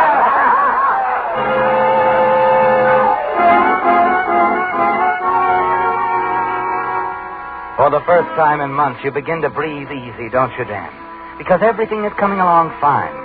And you can daydream of being introduced to cheering crowds as Mayor Daniel Cobb, with Patricia at your side, the beautiful, charming First Lady of the city. Then on Monday afternoon, Harrison burst into your office. Dan, look at these headlines from the telegram and the ledger. Daniel Cobb's exposed as wife and child deserter. Yeah, but listen to this. A suit was filed against Daniel Cobb today in Superior Court by dancer Thelma Evans for $100,000. Thelma Evans? Miss Evans charges that the leading candidate in the race for mayor married her under the name of Paul Evans 10 years ago in Mexico City and deserted her in 3 months. She demands support of their child. It's an outrageous, libelous lie. What, Dan? Reynolds. How did you get in here? I walked in. I wanted to see your face, Dan. You know it's not true. I know it's not true, but do the vote. I'll have this cheap little Thelma Evans in jail for blackmail. You can't stop anyone from suing you, Dan. I'm beginning to see whose fine hand is behind all of this. Well, I'm willing to take part of the credit. I'm warning you. Don't like it when the shoe's on the other foot, do you? So long, Dan. No, wait. I'll admit it. You've got me. Huh? You remember that offer I made you? Political editor, I'll make it $20,000 a year. I wouldn't take it if you made it $100,000. Why, you remember what you said, Mr. Cobb? All fair in love, war, and politics.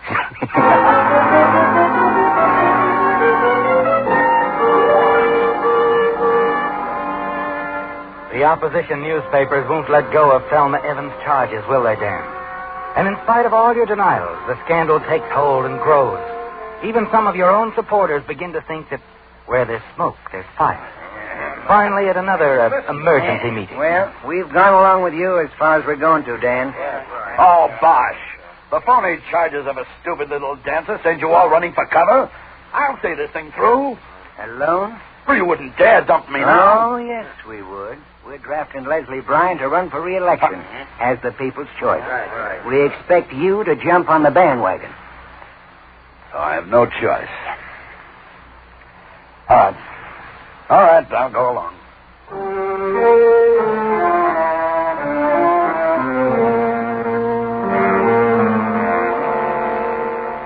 You withdraw from the race the following day, don't you, Dan?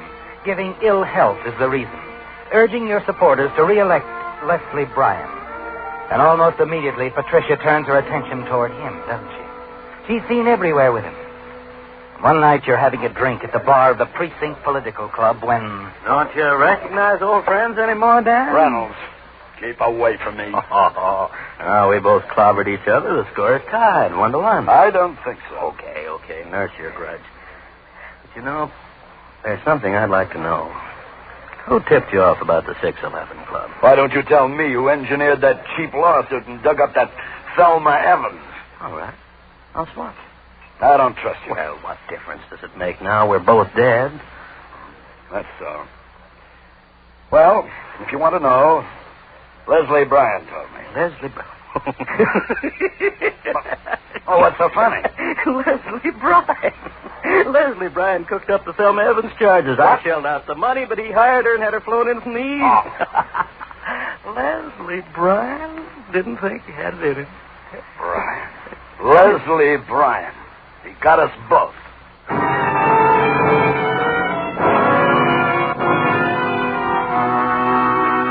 The more you think about it, the angrier you get, and the more you hate Leslie Bryan. The way he made a fool of both you and Stump Reynolds, and making almost certain his own re-election. An event which would greatly weaken, if not destroy, your chances of marrying Patricia Wilkins. And now you want Patricia more than ever. Suddenly it hits you. If something happened to Leslie Bryan, the main obstacle to your marriage to Patricia would be removed. And you love her enough to make certain something does happen to Leslie Bryan. Don't you, Dan? As the days pass, you wonder more and more just how to bring this about. And finally a plan begins to take form. You know Leslie Bryan's habits. Know that he completes the routine business of his office in the evening hours when the city hall is deserted and he can work without disturbance. The following Monday evening, you leave your downtown apartment and take a cab to within a few blocks of the city hall. And you pay off the driver and walk the rest of the way. Let yourself in through a rear door left open for janitors and charwomen. Find your way to the mayor's office on the 4th floor without being seen. And then you grope your way through the dark reception room until you find the door to Leslie's private office. Who's there? Dan, you idiot. What are you doing? Put away that gun. Sorry, Leslie, but your political career is over.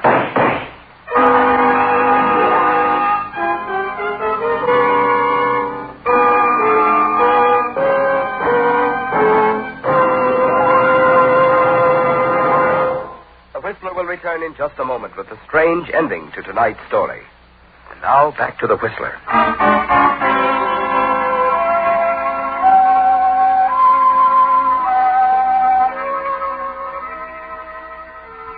Now that Leslie Bryan is dead, you feel better, don't you, Dan? And you're sure you'll get away with it, aren't you? Mayors of large cities have been assassinated before, and that's what you're counting on, that the police will consider it the work of some fanatic. You're at least certain that they will be slow in suspecting a man of your eminence. And so, Dan, when a detective from headquarters comes to your apartment an hour later, you're in an easy chair, a drink in hand, your feet resting comfortably on the hatchet. You're a little surprised to see Patricia Walcott with the detective, but you don't let it disturb you. You answer all his questions frankly and openly. You're sure Bryan had no enemies, Mr. Cobbs? In politics, everybody is your friend and your enemy. You were an enemy of Leslie Bryan's? Politically, yes. But not personally. No, I wouldn't say so.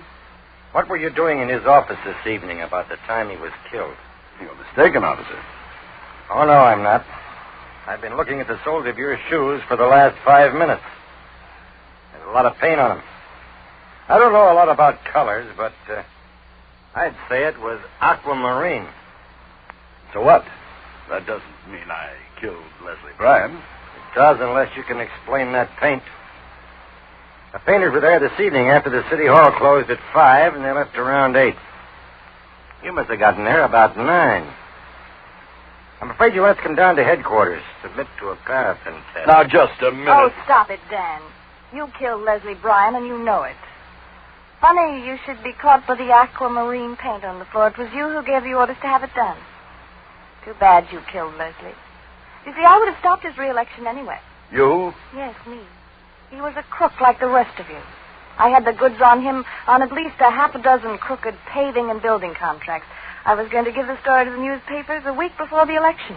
What's this? Oh, Dan, you don't really believe that Leslie thought of Thelma Evans or knew about Stump Reynolds' gambling habits? It was you. You're catching on. Sorry, Dan, that you won't be able to attend my wedding. Your wedding? Yes, I'm going to marry the man I've been engaged to these past 2 years. Simple, honest John Coleman, I believe you called him. The political science professor, remember? Our next mayor.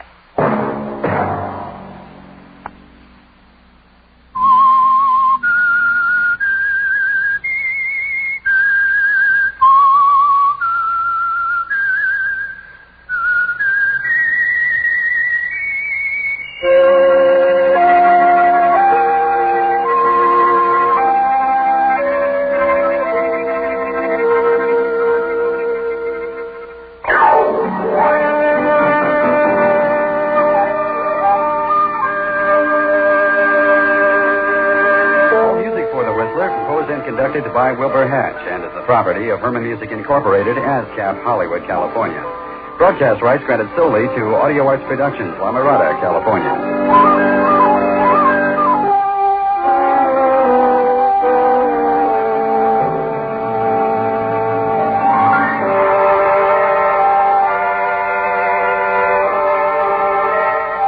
This is Orson Welles, speaking from London.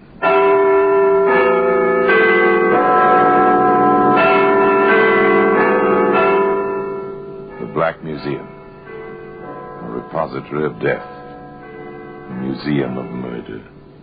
Yes, here in the grim stone structure on the Thames, which houses Scotland Yard, is a warehouse of homicide, where everyday objects, a portable typewriter, a jack for an automobile, an ice pick, all are touched by murder.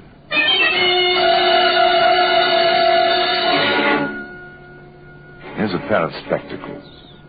It's a familiar object, neat, not too large, tortoiseshell frames with gold tops. You've seen them 100 times on girls who obviously have decided that they must wear glasses. They'll make the glasses as decorative as possible, but this pair... Women's glasses, right on top in the suitcase. And pretty thoroughly smashed. Poor Daisy. Something, whatever it was, must have hit her awfully hard to smash her spectacles like this. Today, those spectacles can be seen in the Black Museum.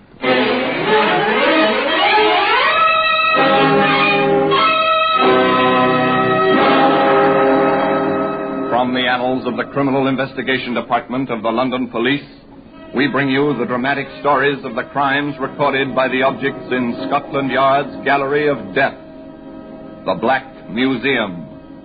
In just a moment, you will hear The Black Museum, starring Orson Welles.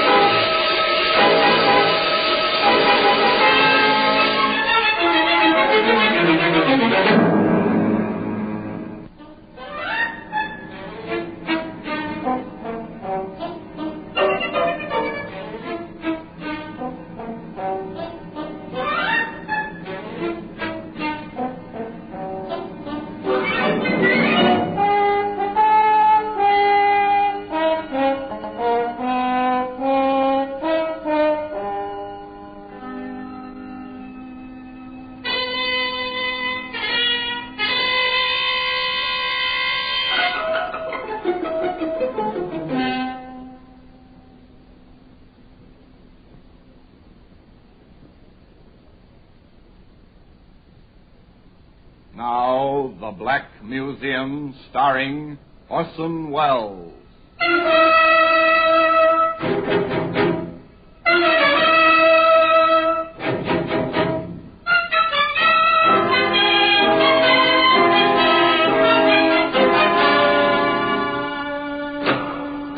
Now, here we are, in the Black Museum. Scotland Yard's Museum of Murder. Yes, here lies death. Who died by these objects?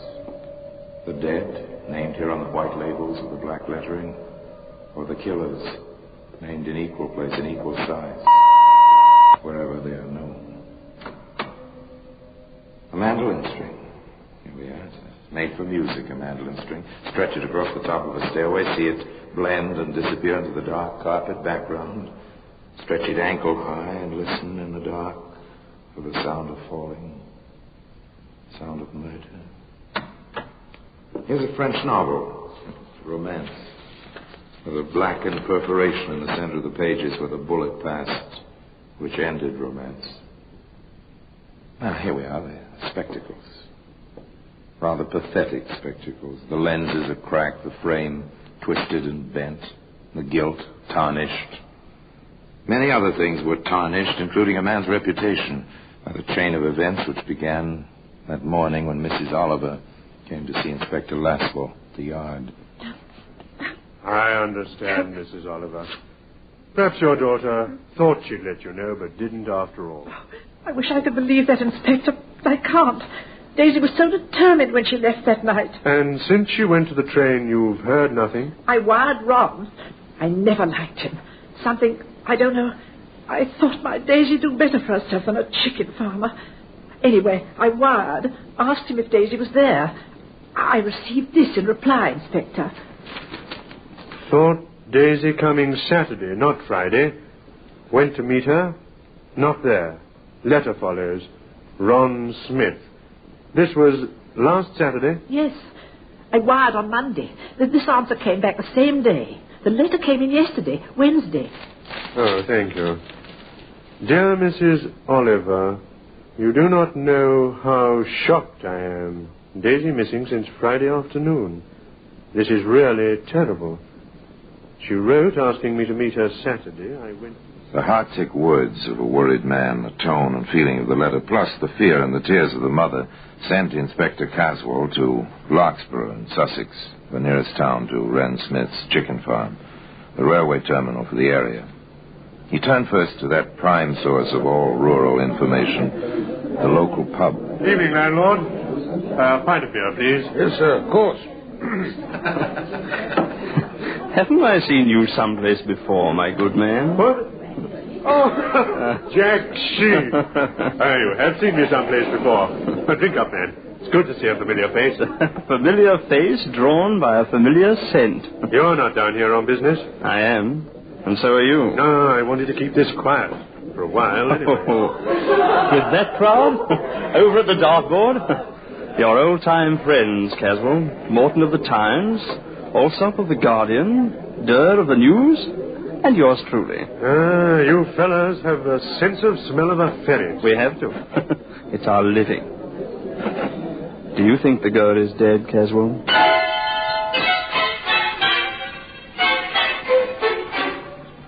There it was. Words of one syllable.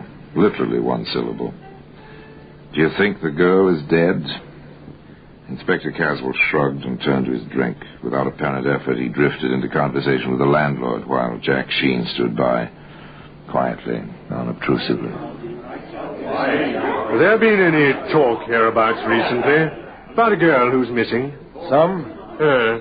Well, girls get silly ideas sometimes, especially the young ones. Only silly thing about this girl was the man she went for. Huh? They get that way sometimes, even the best of them. Oh, I know what you mean. Anything wrong with the man in it? Ne'er-do-well. Owes for feed. Everything in sight. Lives in a hut on his farm. Not even a proper house. Oh, that's her? This Oliver girl now. Bright. Sweet as they come. Real pert in them fancy glasses she always wore. Then, off the deep end over this Smith fella. Never know why they do it. Whereabouts is this chicken farm? Right fork east. Second right after the fork. You thinking of going up there? Oh, I might drop over. Told the girl's mother I'd look around. Maybe talk to Smith. From his letters, he's pretty well upset himself. Him? Upset over that girl? Not much. What's happened to your friend? My friend? Why, he was just... 5 will get you 10, landlord. My friend is halfway there by now. Inspector Caswell was absolutely right. Jack Sheen was well up the right fork and turning into the lane that led to Ron Smith's chicken farm. Who's there? I said, who's there? I'm Jack Sheen of the London Daily Post. I'd like to talk to you. What makes you think I want to talk to you? Oh, most people talk to me. If they don't, I usually write what I think they might have said. Very simple. Smart, aren't you?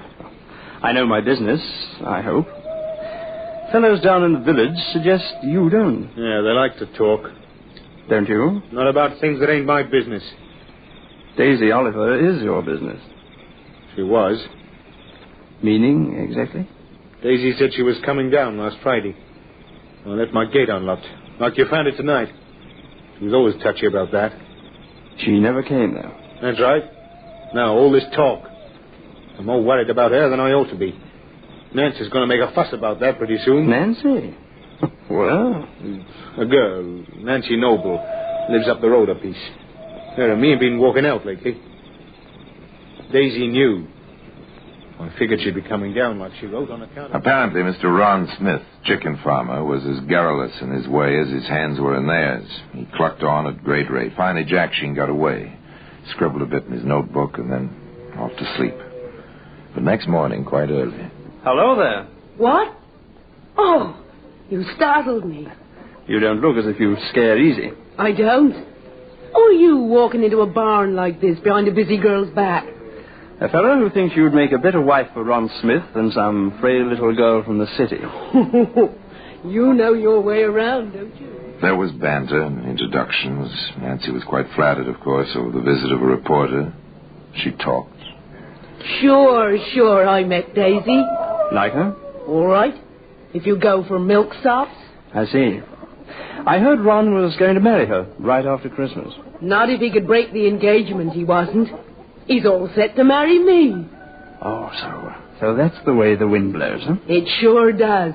Or did. Now, with all the fuss over Daisy disappearing, well, Ron's too upset even to think, I guess. Upset, is he? He told me night before last. He's afraid she's killed herself. So Daisy may be dead. And Ron is afraid she may have committed suicide. Well, Jack Sheen has turned up a fact or two, hasn't he? Of course, Inspector Caswell hasn't been inactive. Mr. Jeffrey, I'm told by our host, the landlord, that you think you saw the Oliver girl last Friday night. I think so. I was coming up the road, out past the fork. My place is out past Smith's. There was a girl ahead of me. She turned to look back. I thought I saw her wearing spectacles. Is that all? Well, she must have turned in at Smith's. She didn't pass my place. Reed here saw her real close. Did you, Mr. Reed? Yes, sir. I met Jeffrey on the road. I was coming down to the road to the village after fixing the septic tank out to Jeffrey's place. Girl passed real close.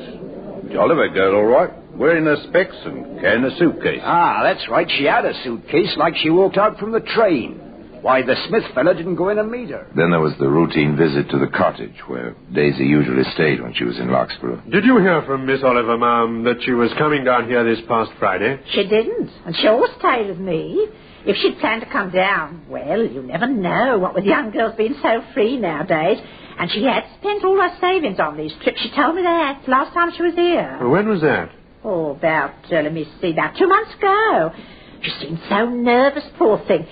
Even then, jumpy, always a little scared, like a rabbit, sort of.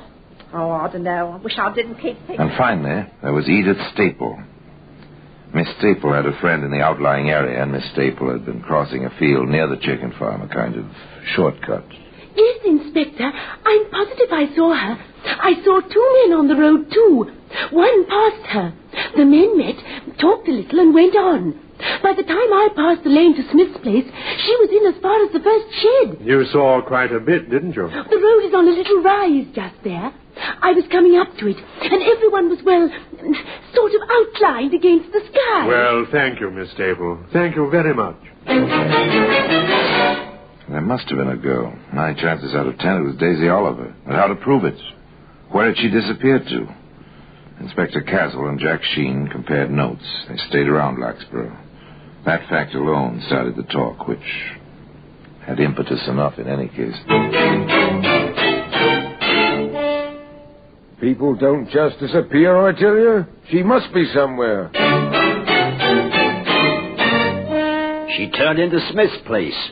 Want to bet she never came out? Nice girls don't take chances going alone to men's homes, even when they're more decent than the hut he lives in. I'll get him, you'll see. He did the girl in. Want to bet? The talk reached Smith, of course. On the heels of the talk came Jack Sheen. Nice lot of chickens you've got here, Smith. You didn't come out here to talk about chickens. No? What then? You're trying to get more on Daisy and me. The town has plenty on you, they think. They're long tongues. They wag too much. You can stop them, you know, quite easily. How, I'd like to know. Oh, just ask Inspector Caswell to bring his crew out here to dig up your farm. They'll find nothing. That'll stop the talk. I'll do it. They can dig any place they want. Except I wouldn't want them to disturb my chickens. The remarks were duly reported to the inspector. His comment was, "We'll be glad not to disturb his chickens." I should think that's exactly what you would do. Oh, I don't know a thing about chickens, except roasted. Look, he was rather pointed about it, you know. Don't disturb my chickens. You know, if I were you, Caswell, I'd do some digging around that chicken run. Might save you a lot of extra trouble. You catch on, Inspector? The inspector caught on to the extent of asking Ron Smith to drop in at the police station while Jeffrey and Reed and a few of the others with Jack Sheen began their digging. Not much good this ground. Good enough for chickens. I got something? No, just a rotten stick. Nothing suspicious like. There's something here. Yes, I'd say you had something there. Lift out your shovel, Jeffrey. Okay. Now, look, I'm going to open it. I want you to witness that I neither take out nor put in any object. Ready? Yeah, all right. Okay, now just watch this. It's the girl's suitcase, all right. I'd know those specks any place. While today those spectacles can be found in the Black Museum. In just a moment, we will continue with The Black Museum, starring Orson Welles.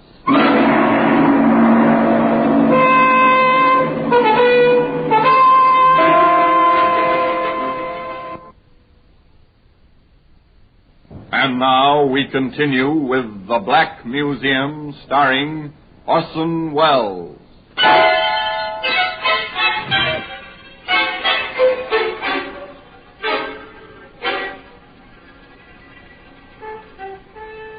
It was her suitcase. Yes, there it was, the earth of the chicken run clinging to its freight handle, its shabby sides. Jack Sheen stopped the digging, sent Reed pell-mell for the inspector. Women's glasses. Right on top in the suitcase. And pretty thoroughly smashed. Poor Daisy. Something, whatever it was, must have hit her awfully hard to smash her spectacles like this. Shall we go on, Inspector? Digging? Of course. But carefully. We don't want the edges of the spades to disfigure anything. The first thing they found was part of the torso. Then the limbs wrapped in sacking. Finally, the head in a tin box, buried shallowly in the chicken run.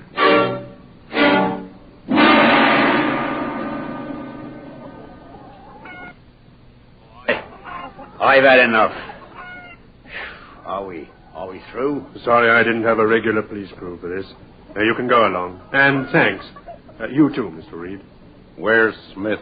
At your local police station, where Mr. Sheen and I will be interviewing him in a very short while. They interviewed him. It was quite simple at first. I gave him the facts. We've found her, Smith, thanks to Mr. Sheen here and the strong arms of some of your neighbors. Well, what have you to say? First, I must warn you that anything you may say may be taken down in writing and used as evidence. Now, go ahead. I didn't kill her. I didn't. That's only a beginning.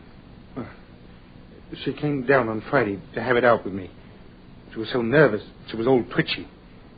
She said she wouldn't leave my place until we'd set a date for the wedding.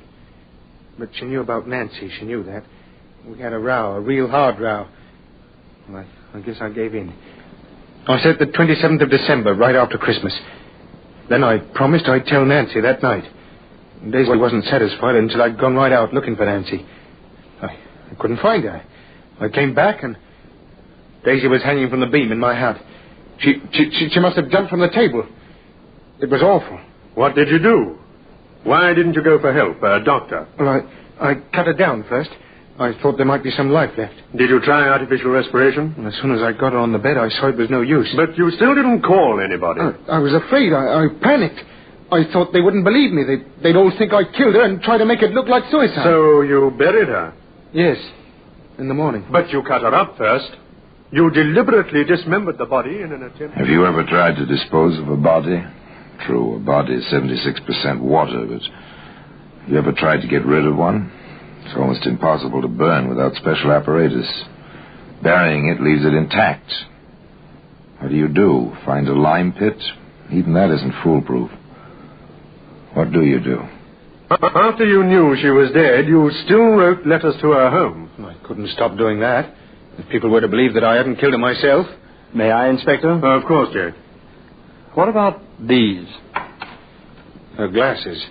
You found them, too.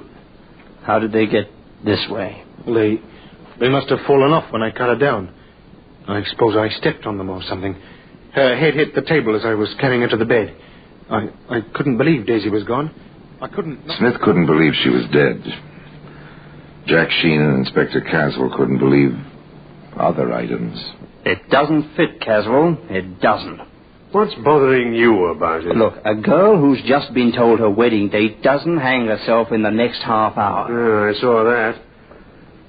I sent his shoes down to London to the laboratory. If he did step on those glasses, there'll be bits of glass on the soles or heels. I'm no doctor, Caswell, but did you notice any rope marks on the neck? I didn't. I have sent for one of the medical examiners. We'll know all about that very soon.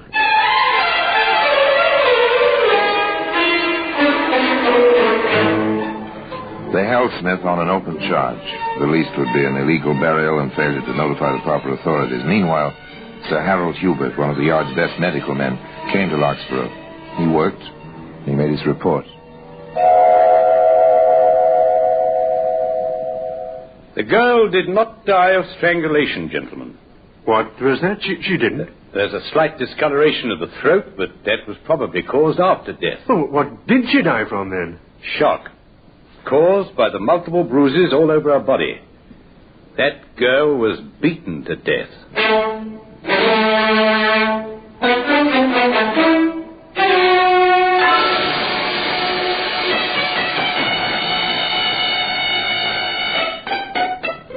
Now the questions descended on Sir Harold's head in a deluge.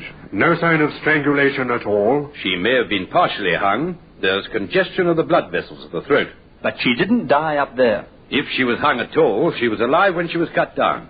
What else could have caused the congestion in the throat? Manual strangulation. Or she could have been knocked down, as is a logical assumption in this situation. Did you knock her down and step on her throat, Smith? Of course not. How could I have when she was hanging as I entered the building? You're certain she was hanging and dead? I know she was hanging. I'm as sure as I can be that she was dead. All right. Take him back to the cell.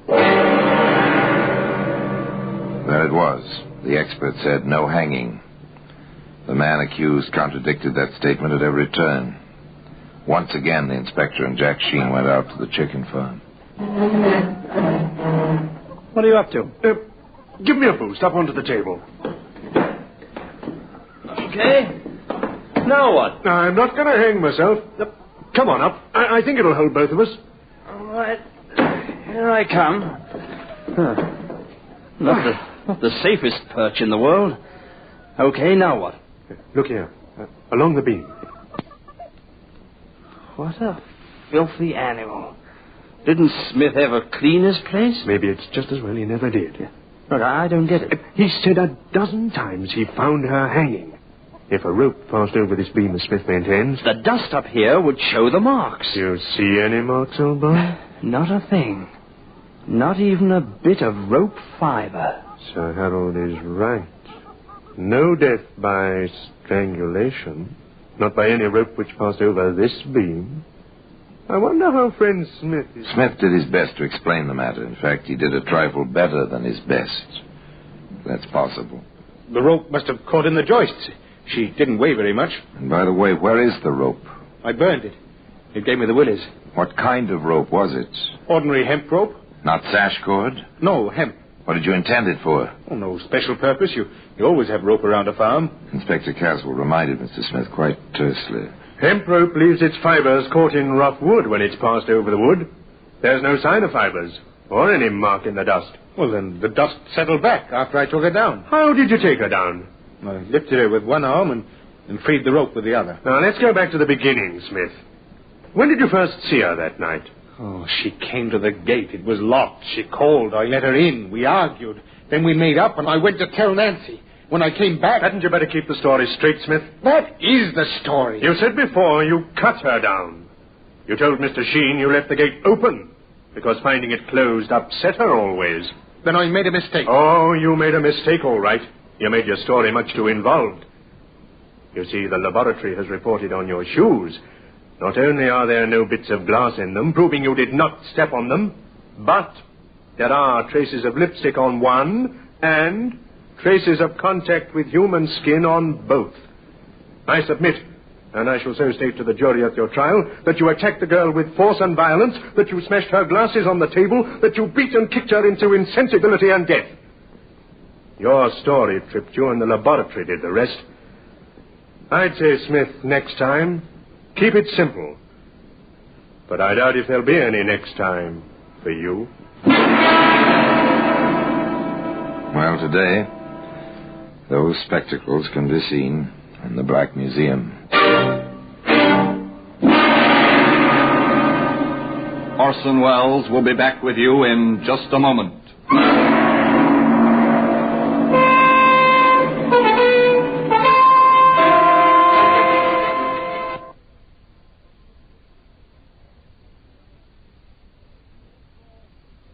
Now here in person is Orson Welles. Exactly how Daisy Oliver met her death was never brought out, not even at the trial. Whether Ron Smith beat her to death or whether she fell to her death, no one knows. But she was murdered, and by Ron Smith. There's no reasonable doubt about that. Nor was there any doubt about this man's character. Not only did he write of his concern over her disappearance to Daisy's mother, not only did he write long, enduring love letters to a girl he knew was dead, but from his cell, as he awaited trial, he sent a wreath to her funeral, palm leaves and one lily, with the phrase attached, "Until we meet again." I wonder if they ever did meet again. Well, until next time, till we meet in the same place, and I tell you another story about the Black Museum, I remain, as always, obediently yours.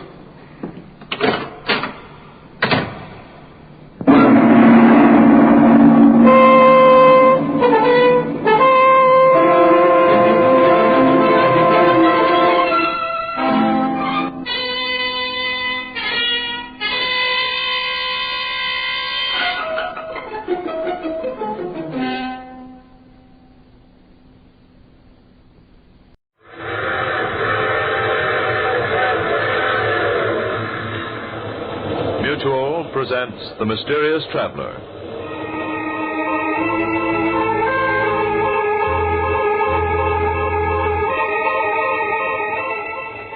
This is The Mysterious Traveler, inviting you to join me on another journey into the realm of the strange and the terrifying. I hope you will enjoy the trip, that it will thrill you a little and chill you a little. So settle back, get a good grip on your nerves, and be comfortable. If you can.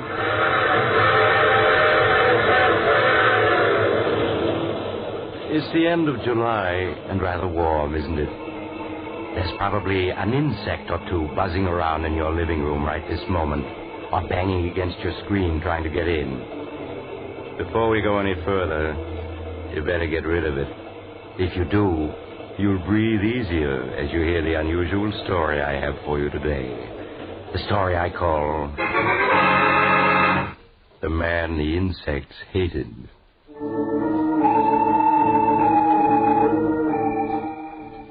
My story begins in a homemade laboratory in a crumbling mansion on the edge of a bayou. deep in the heart of the Louisiana swamps. Outside, the air is filled with the strident hum and buzz of insects, uncounted swarms of them crawling and hopping and flying in the hot, lush atmosphere. Inside the laboratory, the air is filled with the same sound as a small man with graying hair lifts a wire insect trap to a table. Listen to them, Mary. How they hate me, every one of them.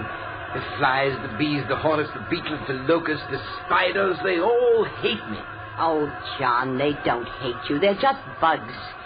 They can't hate you. Yes, but listen to them hum and buzz when I come near. They know me. And the reason they're so upset is that they know that we're enemies. And that I'm going to destroy them. Destroy them utterly. All right, John. Oh, Mary, you look tired. This life we've been leading the last few months, it's very dreary for you, isn't it? It's all right, John. It doesn't matter. Oh, but it does. These swamps, they must seem like the last outpost of creation to you. You always did love the city and the lights, the movement, the gaiety. I'm all right. You mustn't worry about me. It's such a struggle. If we had someone to help us, it would be easier. But no one will come out here and work for us. Yes, I know, my darling. Believe me, I do. But it's only for a little while. Soon we'll be rich. I promise it. All right, John. I'll be patient. You do believe me, Mary. You know that I'm on the verge of success now, don't you? That last formula, you saw how quickly it killed every insect in the cage? Yes, I know. It was wonderful, John. Yes, and you know yourself what it'll mean to the world. The perfect insect killer, something much better than DDT. Why, it will be tremendous. It will make the worst jungle livable. It will cut down disease and increase the crops. There's someone at the door.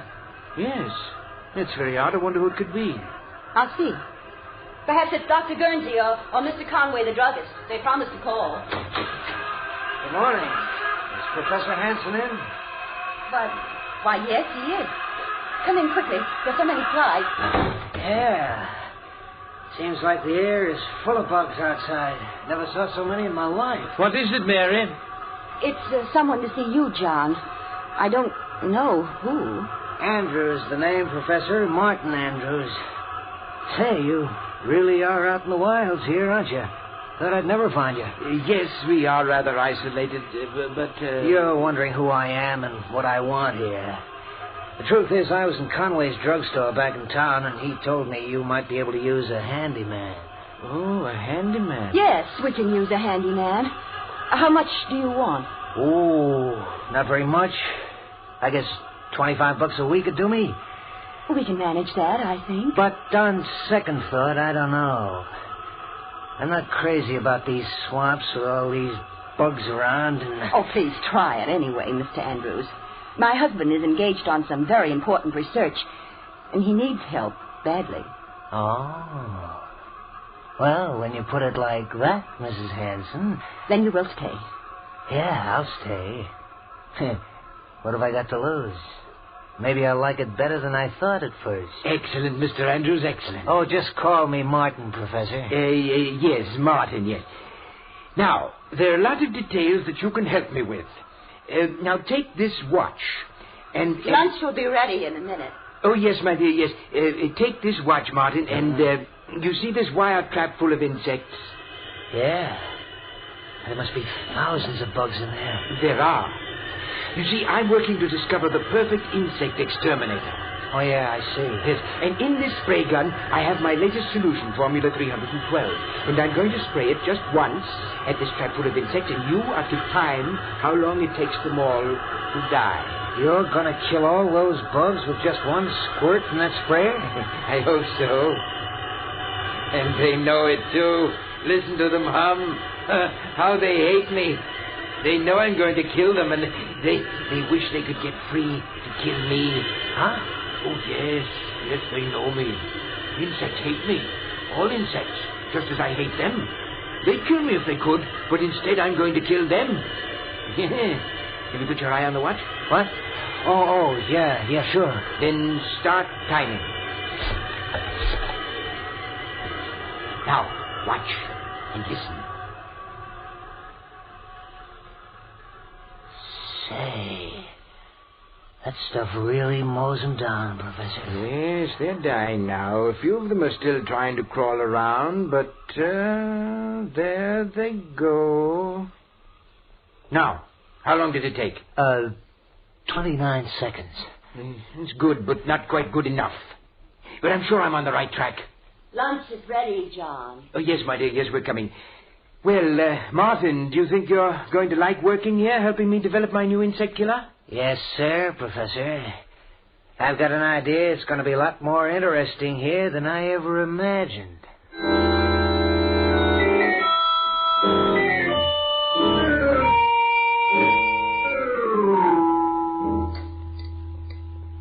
Some more coffee, John?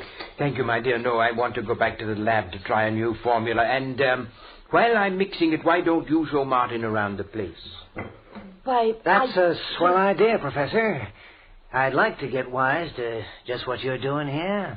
But I'm sure that John could show you around and explain everything better than I could. No, not at all, Mary. And besides, you know how I feel about going outdoors. Well, all right, John. If you want me to. Fine. I'll get started on the new mixture right away, and when you're through, I'll have something for you to do, Martin. Okay, Professor. Well, Mrs. Hanson, I'll be obliged to you if you'll give me the lowdown on everything. Well, all right, Martin. There are things that you really should know.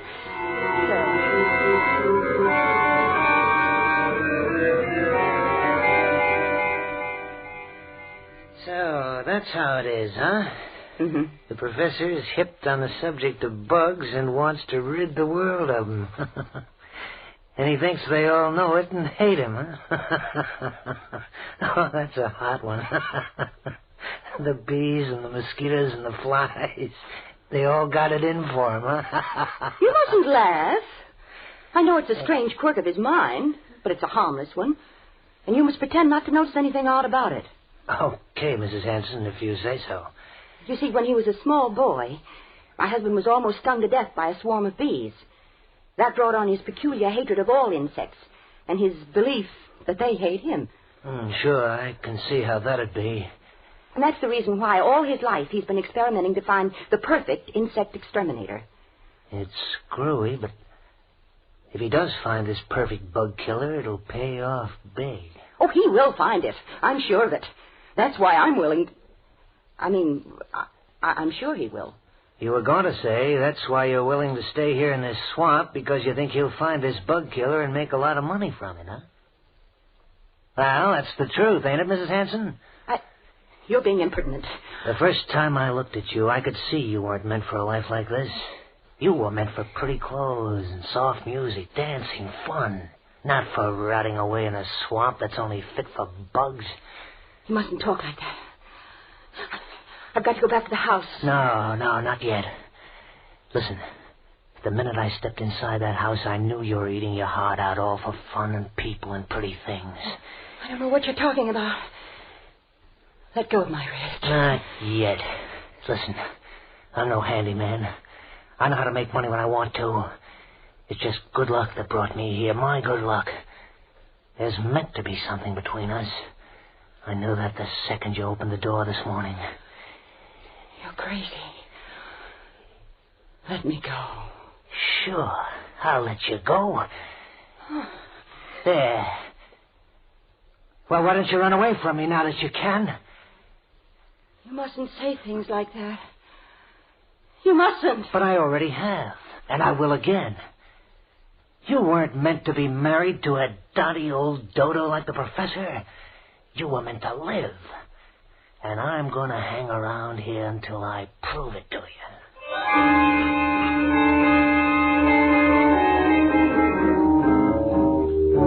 And so Martin Andrews joined the strange household in the swamps, the household where Professor Hanson plotted death for the insect world. Mary suggested to him that it had been a mistake to hire Martin so hastily without investigating his background, but her husband pooh-poohed her arguments, and she was silent, knowing she could not explain that she was both frightened and fascinated by a man whom she'd seen for the first time that day. So Martin stayed, and in the days that followed, Professor Hanson found him invaluable.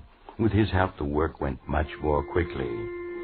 And daily, as the work progressed, the number of insects swarming about the house increased, buzzing and humming ominously as though news of the professor's success was spreading throughout the whole swamp. Then one morning in the laboratory... Time, Martin. Exactly 15 seconds, Professor. 15 seconds and every insect in the trap is dead. We've done it, Martin. Mary! Yes, John. What is it? Mary, we've done it. At last I found the formula that will kill any insect known almost instantly. Oh, John. Oh, I'm so glad. Yes, Formula 397. See, here it is. Just a few marks on this piece of paper. But it's man's final victory over the insect world. Listen to the bugs outside hum, Professor. They sound almost like they knew what you'd done. Oh, yes, they do know. But they're helpless. They're beaten and they know it. Yes, now I've got to write a note to Dr. Guernsey and Mr. Conway. Martin, wait here for me. Yeah, sure, Professor. Martin, what are you doing with that formula? Just putting it in my pocket where it'll be safe. You know how the professor is, always losing things. Give it to me, please. I'll take care of it. No, I think I'd better hold on to it. But I have something else for you. No. Let me go. Let go of me. Ever since that first day. And I've been waiting until you know as well as I do that we were meant for each other. You mustn't say such things. You do know it, don't you? No. Maybe this will convince you. Oh, Martin. Oh, Martin. Now you know it, don't you? Yes. Oh, I'm crazy, I suppose, but I can't help it. You've got to go away, Martin. No, today. You are crazy if you think I'm going without you. Oh, here comes the professor. We'll talk about it later.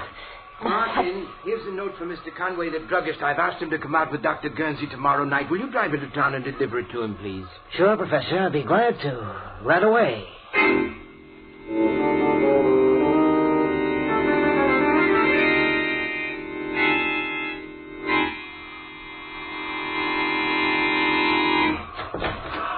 Come in, Martin, quickly. Oh, my, your clothes are covered with insects. Here, stand still a minute. I'll get rid of them. There. It takes care of that. How in the world did so many get on you? When I got out to open the garage door, they were crawling all over it.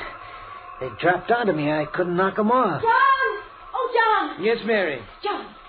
John, there are ants in the kitchen. A whole swarm of giant black ants.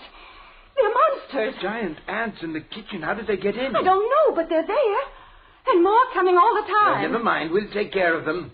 Come on, Martin. Bring the spray gun. Right. They mustn't get into the house. I won't let them. They want to get at me, but they're not going to. There they are, John. All over the floor. Yes, giant ants. The floor's black with them. And look at them come this way toward me. They know who I am. Quick, Martin. Use the spray. Yes, Professor. This will fix them. Look at them turn up their toes. Yes. There. That finishes them. But how in the world did they get in? I thought I'd made this house insect-proof. Here are some more, coming through this hole in the woodwork. I'll take care of them. There. Now I'll plug up the hole. No more will come in that way. They're such big ants. I've never seen any that big before. And they were after me, but we've taught them a lesson. Professor, you've almost convinced me you're right. About the bugs hating you, I mean. What are you saying? It's the truth. You never saw so many bugs in your life as there are outside right now. When I got back from town, I could hardly see the house for the beetles and the flies and the hornets that are buzzing around it. And a couple of times the car ran over columns of ants so thick I thought they were going to clog the wheels. Columns heading this way. Is that so? I must go over to the window and see for myself. Yes, good heavens, the screen is so covered with insects I can't see out. I'll give them a dose of your bug killer. That'll make them move on. There. That cleared them off. Now, take a look outside, Professor. Did you ever see anything like that in your life? Oh! Good Lord, the sky is black with insects. Look at that swarm over the trees. Flying beetles, wasps, bees, I can't identify them all. Yeah, and just listen to them. Listen to that song of hate. Don't say that. It's just a natural phenomenon. These swamps breed insects by the millions. Yeah, I know. And every one of those millions is headed right for this spot. But that's ridiculous. No, it's not. All the way to town, I didn't see a single bug. Because they're all gathered right around here, right around this house. You mustn't say that. He's right. They know what's happening here, and they want to stop me. No, John, no. If you want my advice, the thing to do is make up all the Formula 397 we can. If those bugs ever get into this house, we're gonna need it.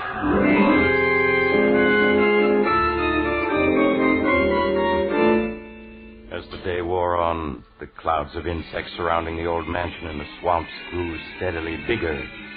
At times, the house was almost hidden by the black swarms of tiny creatures flying and crawling over it, as if they really were trying to force their way inside. But only a few did get into the house through unnoticed cracks, but as night came on... John. Yes? John, the lights won't go on. They won't? No, look. Her fuse must have blown out. I'll go take a look, Professor. I have the flashlight. Thank you, Martin. I'll only be a minute. Listen to them, Mary. Listen to them swarming about the house, beating against the screens, trying to get in at me. Oh, John, they're just insects. They don't hate you. They don't? Well, then where've they come from? Why are they surrounding this house? Answer me that. Oh, I don't know. Martin agrees with me. He said so this afternoon. You mustn't pay any attention to Martin. Listen to them. If they could get in, we'd be dead in 15 minutes. There's death we hear humming and buzzing out there, Mary. Professor! Professor! Yes, what is it? Did you find the trouble? Yes, it's in the switch box, all right. All the fuses are blown out. All of them? But how? The switch box is full of little beetles. I don't know where they came from, but they caused a short circuit that blew out all the fuses. They did it on purpose. Oh, John! Well, anyway, we'll be using candles tonight. And there's another thing. What, Martin? The cellar is full of little white ants.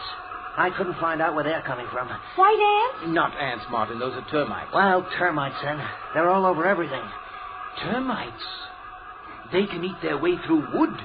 They can eat holes that the other insects can enter through. Yeah. That's right, isn't it? Martin, come on. Get 2 insect sprays. We've got to get down there and destroy them before they destroy us.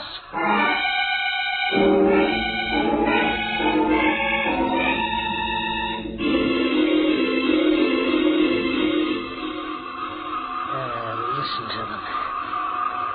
There must be billions of bugs out there. Crickets, bees, flies, hornets, wasps, ants, every kind of insect there is. It's a good thing you put tight screens on this house. John! What is it, Mary? I thought I felt the house shake then. Ah, don't let your imagination get you. I didn't feel anything. No. You must keep control of your nerves. I suppose I imagined it then. Oh, John, it's almost midnight. Are they ever going to go away? Maybe not. If the professor's right and they're after him, they'll just hang around until we starve to death. Or until they get in and finish us off. Oh, Martin, stop it. Martin is right. We've used up all the Formula 397, and if they ever do get into the house, we're doomed. I was just thinking that myself. We have got to get help. Go out of the house? Yes. Oh, no, John. Not all of us. But maybe if I were to take the car and make a dash for town, they might follow me. John, that's madness. In the sedan with all the windows shut, they couldn't get at me, and in town I could get help. Yeah, you could. I could make up more Formula 397 at Conway's drugstore, and he and Dr. Guernsey can come back with me. And if we used a big pumper spray, we could destroy every insect that's outside. No, you mustn't try it. It sounds like a good idea to me. I'd go, only I couldn't mix the formula. No, John, you mustn't go out. Yes, I'm going to do it. If those ants ever get at the car, they'd cut the tires to shreds, and then we would be at their mercy. I've got to go for help while I can. Then let's all go. We can all get in the car. It'd be safer to stay here. This house will hold them off for a good while yet. I think the professor's scheme is the best. All right, Martin. Now, I'll get ready. And then you come downstairs and help me with the garage doors. And you're going to have to open and shut them awfully fast when I take the car out.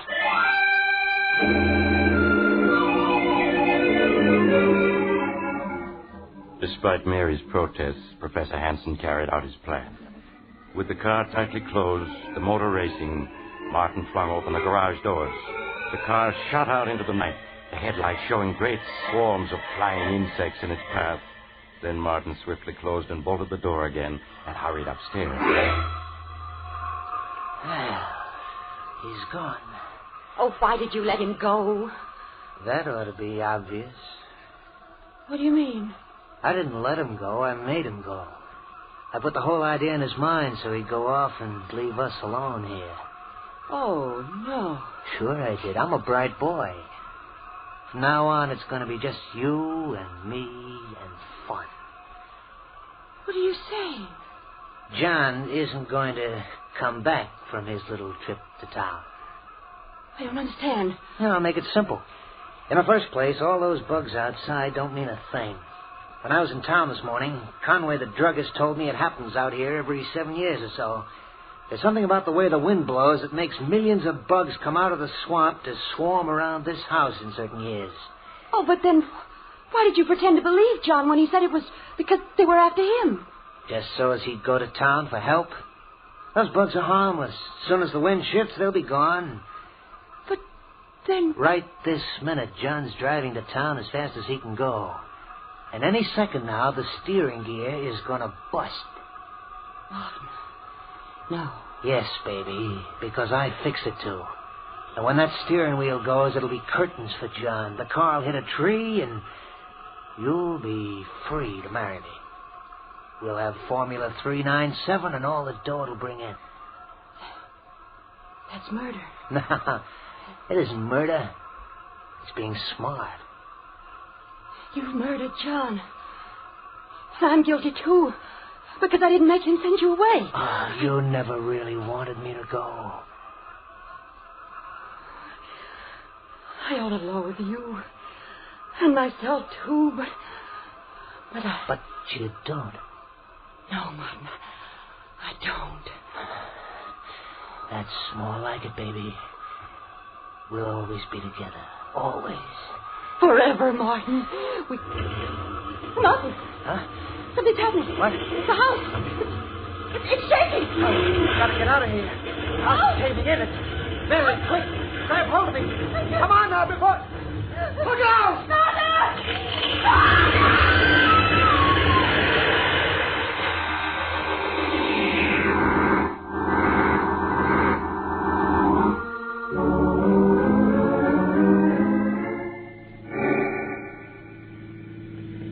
Mr. Conway, can't you drive faster? We must get back to the house. I'm driving as fast as I can, Professor. Professor, you must control yourself. That was a serious accident you were in. It's a miracle you weren't killed. Sure was. Where your car hit that tree, well, I'm just glad it wasn't me. Yes, but please drive faster. Well, I should never have allowed you to return to your home with us. You should be in a hospital. But, Doctor, my wife and Martin, I've got to save them. Those insects. They hate me. They're out to destroy all of us. They'll kill my wife and Martin if we don't get there in time. Professor, you must calm yourself. I'm sure it isn't as serious as all that. Oh, Doctor, you're like everyone else. You don't know how dangerous the insect world is, but I know, and that's why they hate me, and that's why they're out to destroy me and my wife and Martin.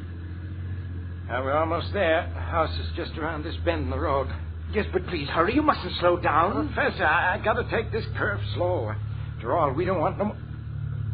Good Lord. The house. It's collapsed. They've wrecked it. The insects have wrecked it. I told you they were out to get me. Now, come quickly. We must find my wife and Martin. Come along, Conway. This looks bad. Doctor. Mary! Mary, where are you? Mary, answer me. Conway, you'd better start looking through the wreckage. Okay. Mary! Mary, where are you? Oh, Lord, I've never seen so many bugs in all my life. If we'd only had more of my Formula 397, we could kill all of them. All of them. But they won't get the better of me. They won't. Oh, Professor, what are you doing? There isn't any spray in that gun. It's empty. I'll show them. I'll show them. Doctor. I found them.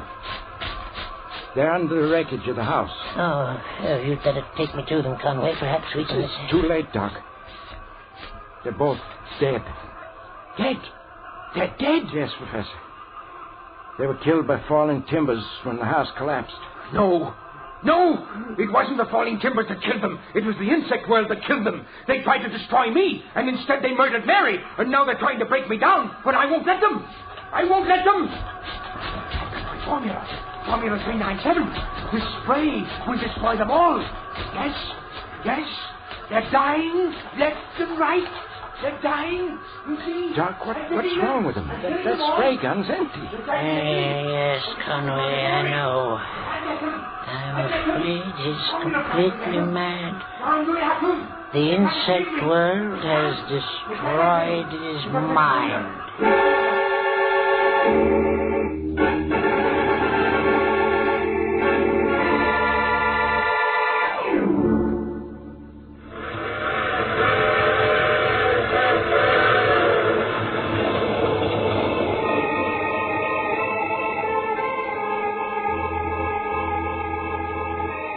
This is the mysterious traveler again. And how did you enjoy our visit with the man the insects hated? Too bad about poor Professor Hansen, wasn't it? Yes, they found he'd gone completely mad, and in his madness had completely forgotten his newly discovered Formula 397, which would destroy all insects. Oh, what happened to the copy of the formula which Martin had stolen? Well, strangely enough, when Martin's body was removed from the wreckage, the formula was not in his pockets. Some people say that the insects... Oh, you have to get off here. I'm sorry. But I'm sure we'll meet again. I take this same train every week at the same time.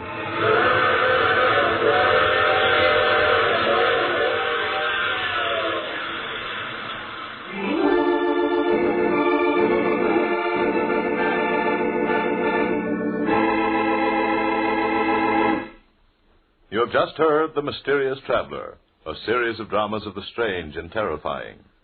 In today's story, the cast included Maurice Tarplin, Eric Dressler, Helen Shields, and Robert Dryden. Original music was played by Gene Perazzo. The Mysterious Traveler is written, produced, and directed by Bob Arthur and David Cogan.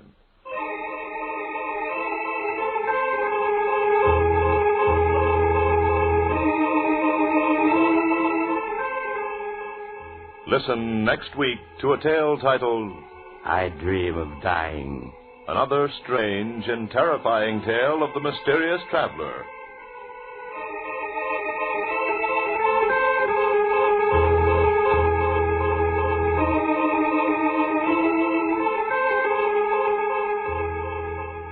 The Mysterious Traveler has come to you from our New York studios. Carl Caruso speaking. This is the Mutual Broadcasting System.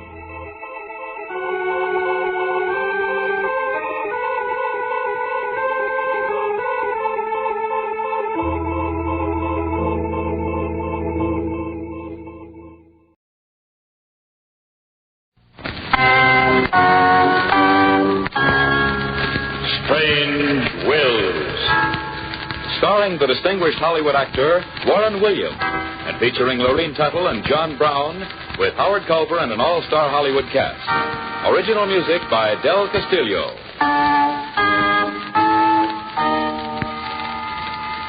Dead men's wills are often strange.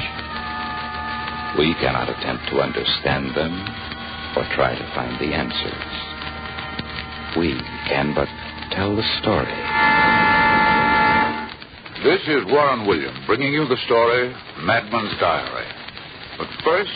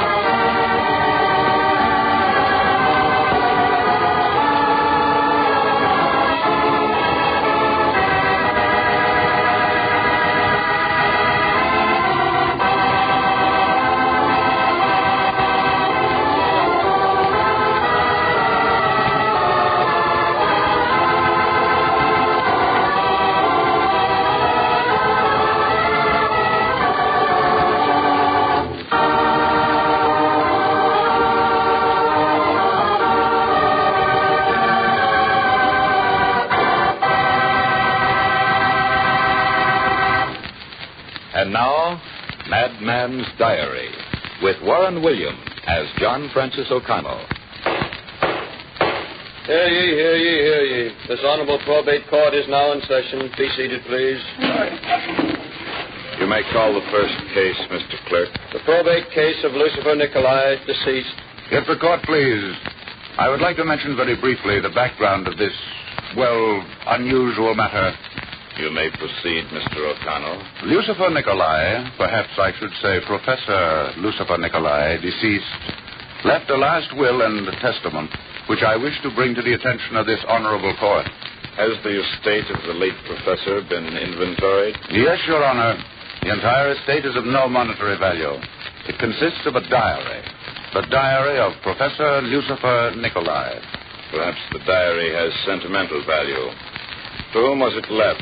If the court please, the deceased has no heirs, no next of kin. He left his diary, in his own words, to a world of fools and skeptics. Have you read the diary, Mr. O'Connell? Unfortunately, I have. In your opinion, has it any practical value or scientific data that may prove of value to humanity? That, Your Honor, I am not in a position to answer. This much I can say, however. Professor Lucifer Nicolai was either the greatest scientist of all time, or he succeeds Ananias as the king of liars. With the court's permission, I would like to read the diary of the late Professor Nicolai. And at the conclusion thereof, let the court determine what should be done with this only asset of the late professor's estate. Very well. You may proceed, Mr. O'Connell. The diary of the late professor begins on the 5th day of May, 1941. His first entry reads as follows. For the last 10 years, I have been preparing myself for this, the greatest scientific experiment the world has ever known.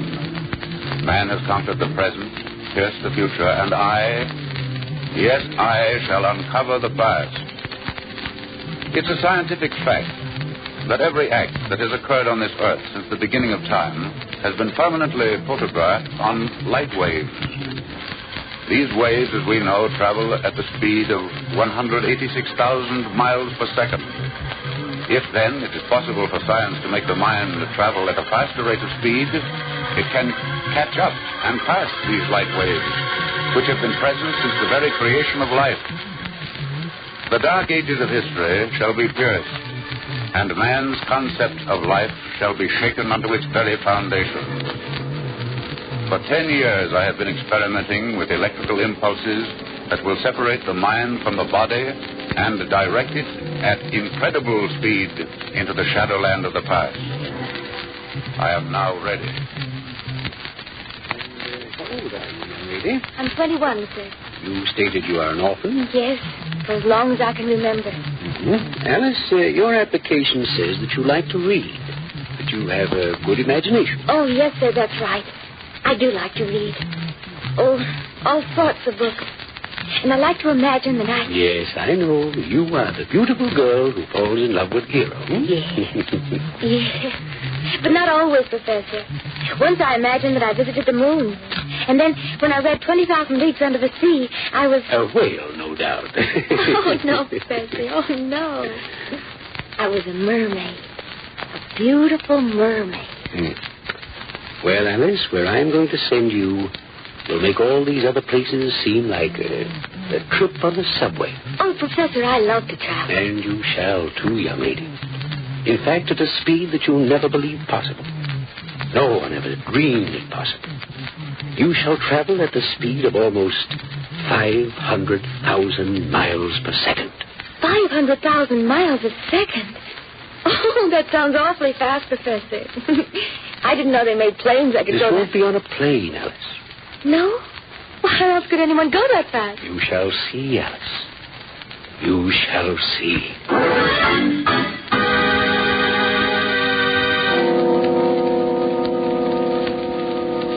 The next entry is dated June 12, 1941. It reads, I am ready for my first experiment into Shadowland. My home in this desolate part of the state has been transformed into an electrical workshop. Alice is calm, at ease. I have given her a sedative to rest her nerves before she takes off on her first journey. I do not want her to go too far, Only back to the Middle Ages. Yes, only back to the Middle Ages. Now, Alice, don't be frightened with all this electrical equipment. It's like a spaceship, ready to take you away. It looks scary. Now, walk over here with me to this chair. Careful not to trip on any of the wires. Oh, yes, Professor. Now, sit down, please. I want to tell you what's going to happen so that you won't be frightened. Oh? Alice, I am going to separate your mind from your body. Separate my mind from my body? Oh, Professor, no. I'm going to send your mind out into space. You're going to see things and go places that no living human being has ever been before. Will I come back, Professor? Of course you will. In fact, really, you'll never leave this room. Only your mind will make the trip. And while you're gone, your mind will talk to me through your lips. Where am I going, Professor? You're going back to the early Middle Ages, Alice. Back to the early Middle Ages? Well, how can I go there? there? Don't worry about that. That's my job. I want you to tell me everything you see. Everything. Alice, if our experiment works, next time I shall send you back even further. Back to the glamorous days of Antony and Cleopatra. Oh. You shall float down the Nile in a silken barge. Oh, I would adore seeing her. Cleopatra, the most beautiful of all women. But the thought frightens me. Oh, don't be frightened, Alice, please. Believe me, you will be safe. Now then, if you're ready, sit back and relax.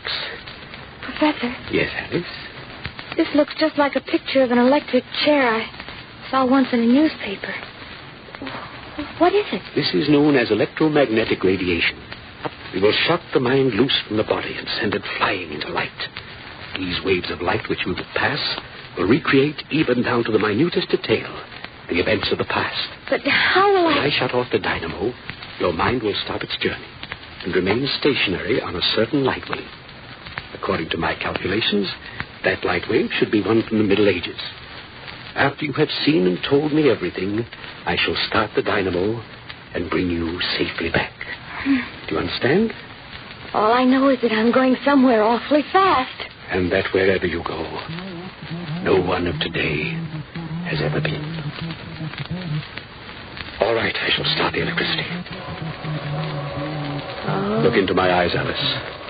Look. You're tired. So sleepy. You cannot hold your eyes open another moment. They're closing. Your head is nodding. You're asleep. Sleep. Yes, you're asleep. And ready to travel on your first journey to Shadowland. Now I press a button, and your mind, it is off on a long journey. What will happen to it? We shall soon know. Yes, we shall soon know. 1,200, 900, 700, 600. There. It's far enough. I shall stop between the years 5 and 600. Now we're ready to learn the first secret from the dark past. Speak, Alice. Speak. Where are you? What do you see? Hurry. I must bring you back soon. There's but little time. She has long, beautiful yellow golden hair. The dress is long and flowing. Her eyes are blue and smiling. She is so beautiful. So beautiful. There is a man upon a horse. A white horse. His face is covered with a visor. His body is concealed in a coat of mail. He's riding up to where she is. Seest thou well, my dearest Guinevere? Aye, my king and master. From this hilltop, I can see the justing grounds from end to end, and even more. And even more, my queen? There's naught else but forest and glen. Oh, I can clearly see the brave knights of the Round Table in shining armor astride their steeds. See, Arthur, beloved, how they cast their glances upward. They are anxiously waiting for their beloved king and leader to join them. I shall join them anon. Arthur, against whom dost thou ride this day? Charles of Melton, a splendid knight and an able horseman. 'Tis said he is the justing champion of the lowlands. Then, my lord, be on guard, or my king and master may perchance find himself unhorsed. King Arthur on horse? Oh, thou jokest, Guinevere. Truly, thy tongue dost wag in a manner uncontrolled. By my yellow beard, I swear that the seat of Charles of Melton will feel the greensward in the very first rush. And I shall make fair wager with thee. Wager? What have I to wager, my lord, but the great love I bear thee?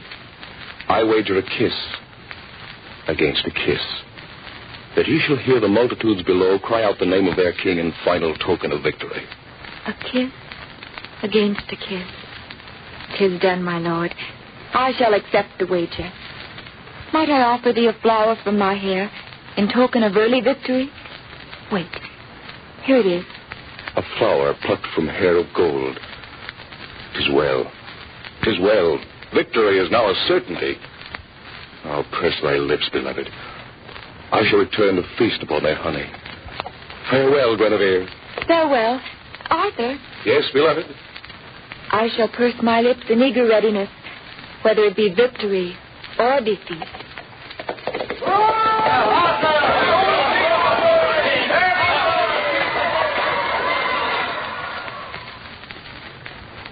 Picture fading. I'm growing tired. Wait, Alice. I shall bring you back. Yes, I shall bring you back. 3-1, Alice. For the first time since creation, we know how to pierce the veil of Shadowland. All the secrets of the past are ours. I shall show these idiots what a mastermind can do. Yes, I shall show them.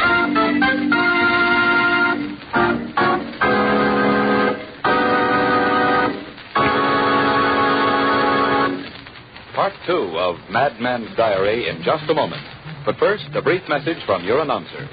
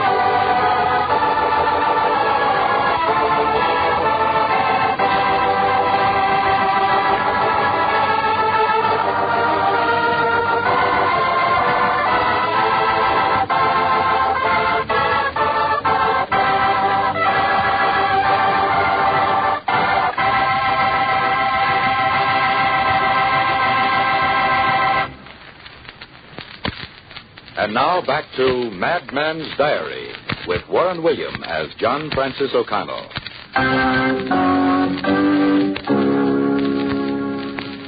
Professor Nicolai's diary continues. November 3rd, 1941. The last few months have been spent in improving the electrical impulses of my equipment in order to bring even greater cosmic speed to the journey which Alice will soon take. Everything is ready for this new experiment.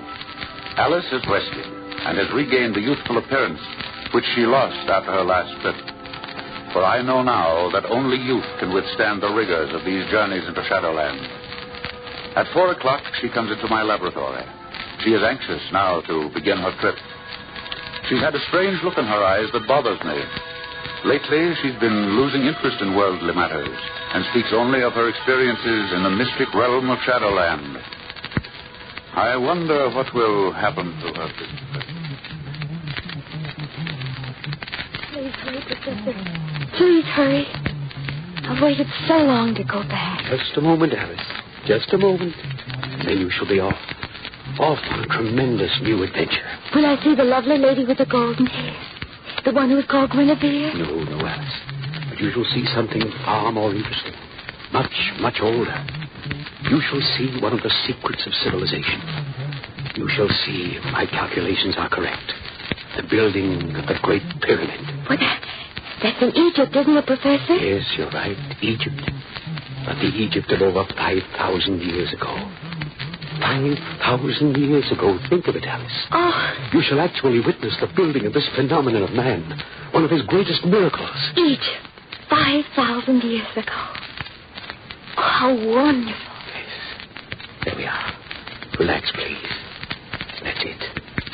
Now then, look at me. Into my eyes. You're tired. So tired.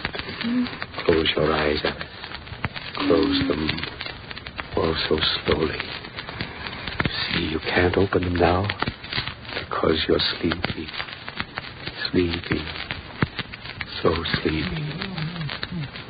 And now you're going away for a little while. Going out into Shadowland. Your own Shadowland that no one has ever visited. I shall turn on the current. Slowly at first. So slowly. I must not hurt your precious mind. Now I increase the volume. Very, very carefully. And now the shock. I press this little button. Your mind is freed. Freed from your tired body. You're now on your way to Shadowland. 18th century. 14th. 10th. 7th. 3rd. 1000 B.C. 2000 B.C. You're nearing the end of your journey, just a while longer. 3000. Yes, you're there. I shall stop the motor. I can't stop it. I can't stop it. 6,000. 14,000. 60,000. 90. 200. 250,000. 250,000 B.C. 250,000 years before Christ. What will she see? What will she see? Speak to me, Alice. What do you see? I see a man. But he's not really a man. His body is covered with fur. He looks like an ape. There's steam. Steam everywhere. It's a swamp. The man walks on his hands and his feet.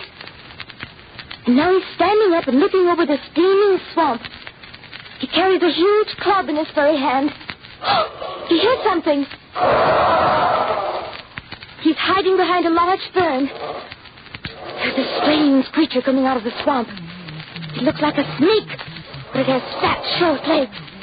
Its tongue darts out as though it senses the presence of this ape man. Its tail is huge, so long I can't see all of it. It swings from side to side, knocking over plants and trees.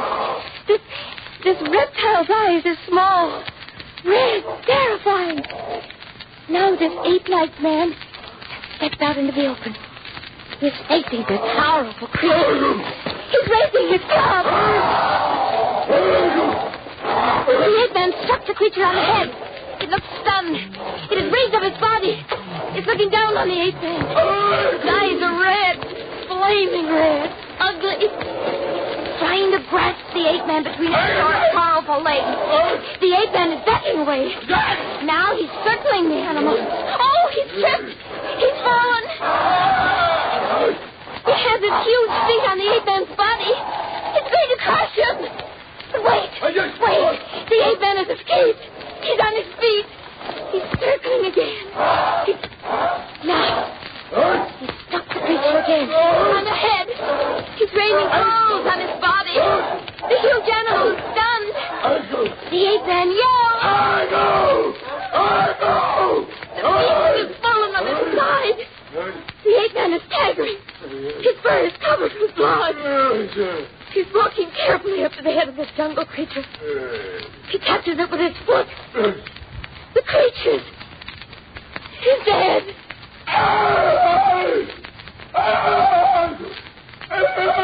The ape man cries out in victory. He has won.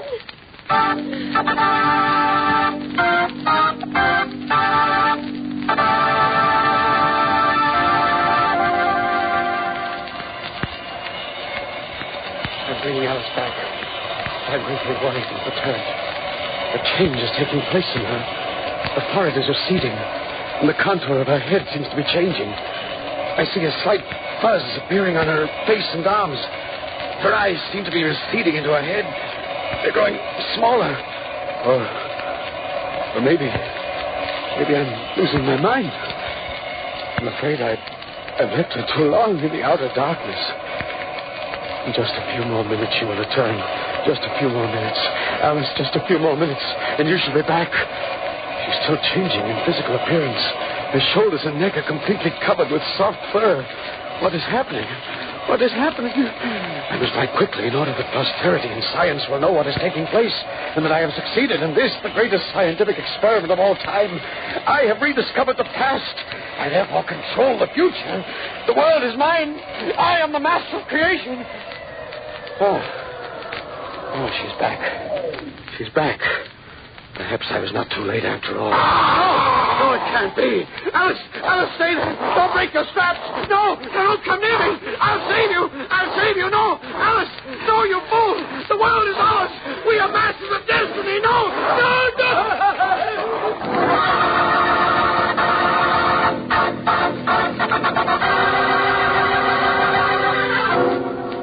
And that, if the court please, is the last entry in this weird fantasy. That Professor Lucifer Nicolai left to posterity and the world. Oh, Mr. Connell, I must say it's rather an unusual, terrifying legacy. But what is your answer to this ending? Of course, the man was mad. Is that not your opinion as well? Well, Your Honor, considering that there's no proof of what actually took place, in fact, no proof that there ever was even a girl named Alice, the answer must be that the professor was actually mad. However, I personally examined the laboratory. I interviewed the neighbors.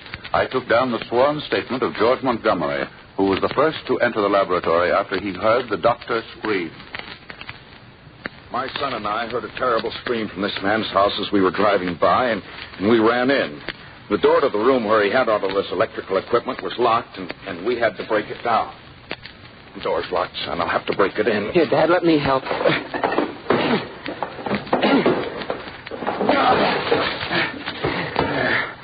I don't know what we heard in here. Sounded like murder. Here, take this cane. Come on, let's go. Okay, Dad. It came from in here. Here, wait. I'll open the door. Okay. Good heavens. Looks like a cyclone struck. Dad, look. There's a man lying over there under the window. He's dead. Dead as a mackerel. Look at those welts on his neck, strangled. And those marks look as though the hands were huge and strong. Gee, Dad, look. All this machinery in here, it's all tipped over and broken. Yes. I've heard that the dead man was a scientist of some kind or other. Never let anyone come in. Well, I'd better telephone the police. Say, Dad. Yes, son? Did you see anyone in this room when we first came in? See anyone in the room? What do you mean? Well, gee, I thought... Well, maybe not. Speak up, son. Tell me what you saw. Oh, gosh, Dad, I thought I saw a big gorilla step out the window just as we came in. Honest, I did, Dad, honest.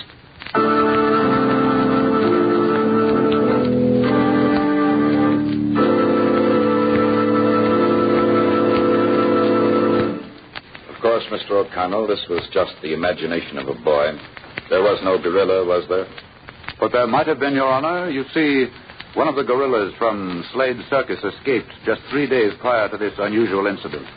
But I was informed that it was recaptured about 2 weeks later and is now back with the circus. They claim that it was a young female, the pet of the circus, and utterly harmless. So the professor might have been killed by the gorilla. Or by Alice. I see. Well, what is your opinion in the matter of Professor Nicolai's diary, Mr. O'Connell? I suggest, if the court please, that because nothing contained therein has any substantiation in fact, that the said diary be turned over to the medical branch of State College for further study and contemplation by their psychiatric experts.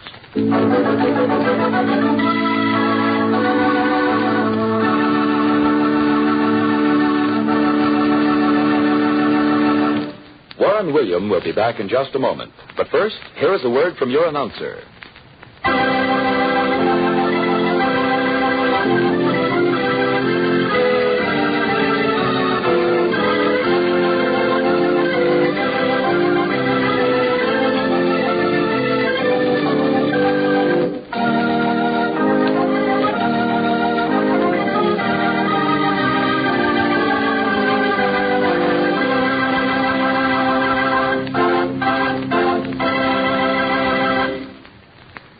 And here again is Warren William as John Francis O'Connell.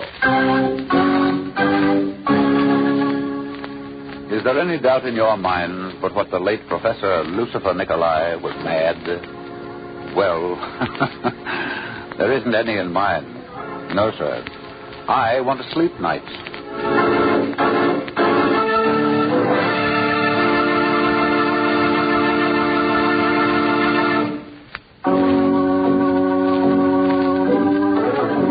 Next week I have a story to tell you that to say is different is putting it mildly. An emerald prospector down in Colombia saw a picture in an old magazine which he found in the jungle. It was a girl's picture, but more, it was the picture of Patsy Bubbles Moran, Queen of Burlesque. Well, our old prospector then and there decided to leave his emerald mine to this charming and alluring girl. And did she take the emerald mine? Well, as Grant took Richmond, so did Bubbles Moran ahead for Columbia. But what happened after she arrived is another matter. We call this unusual story Emeralds Come High. This is Warren William, inviting you to be with us again next week.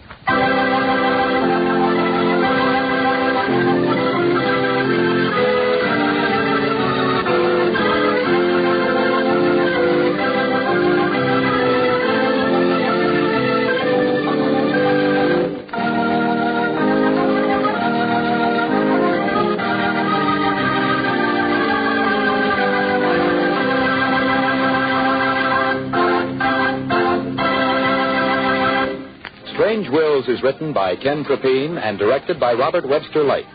Names, places, and events have been changed so that no reflection can fall on any person or persons, living or dead. This is a Teleways feature produced in Hollywood.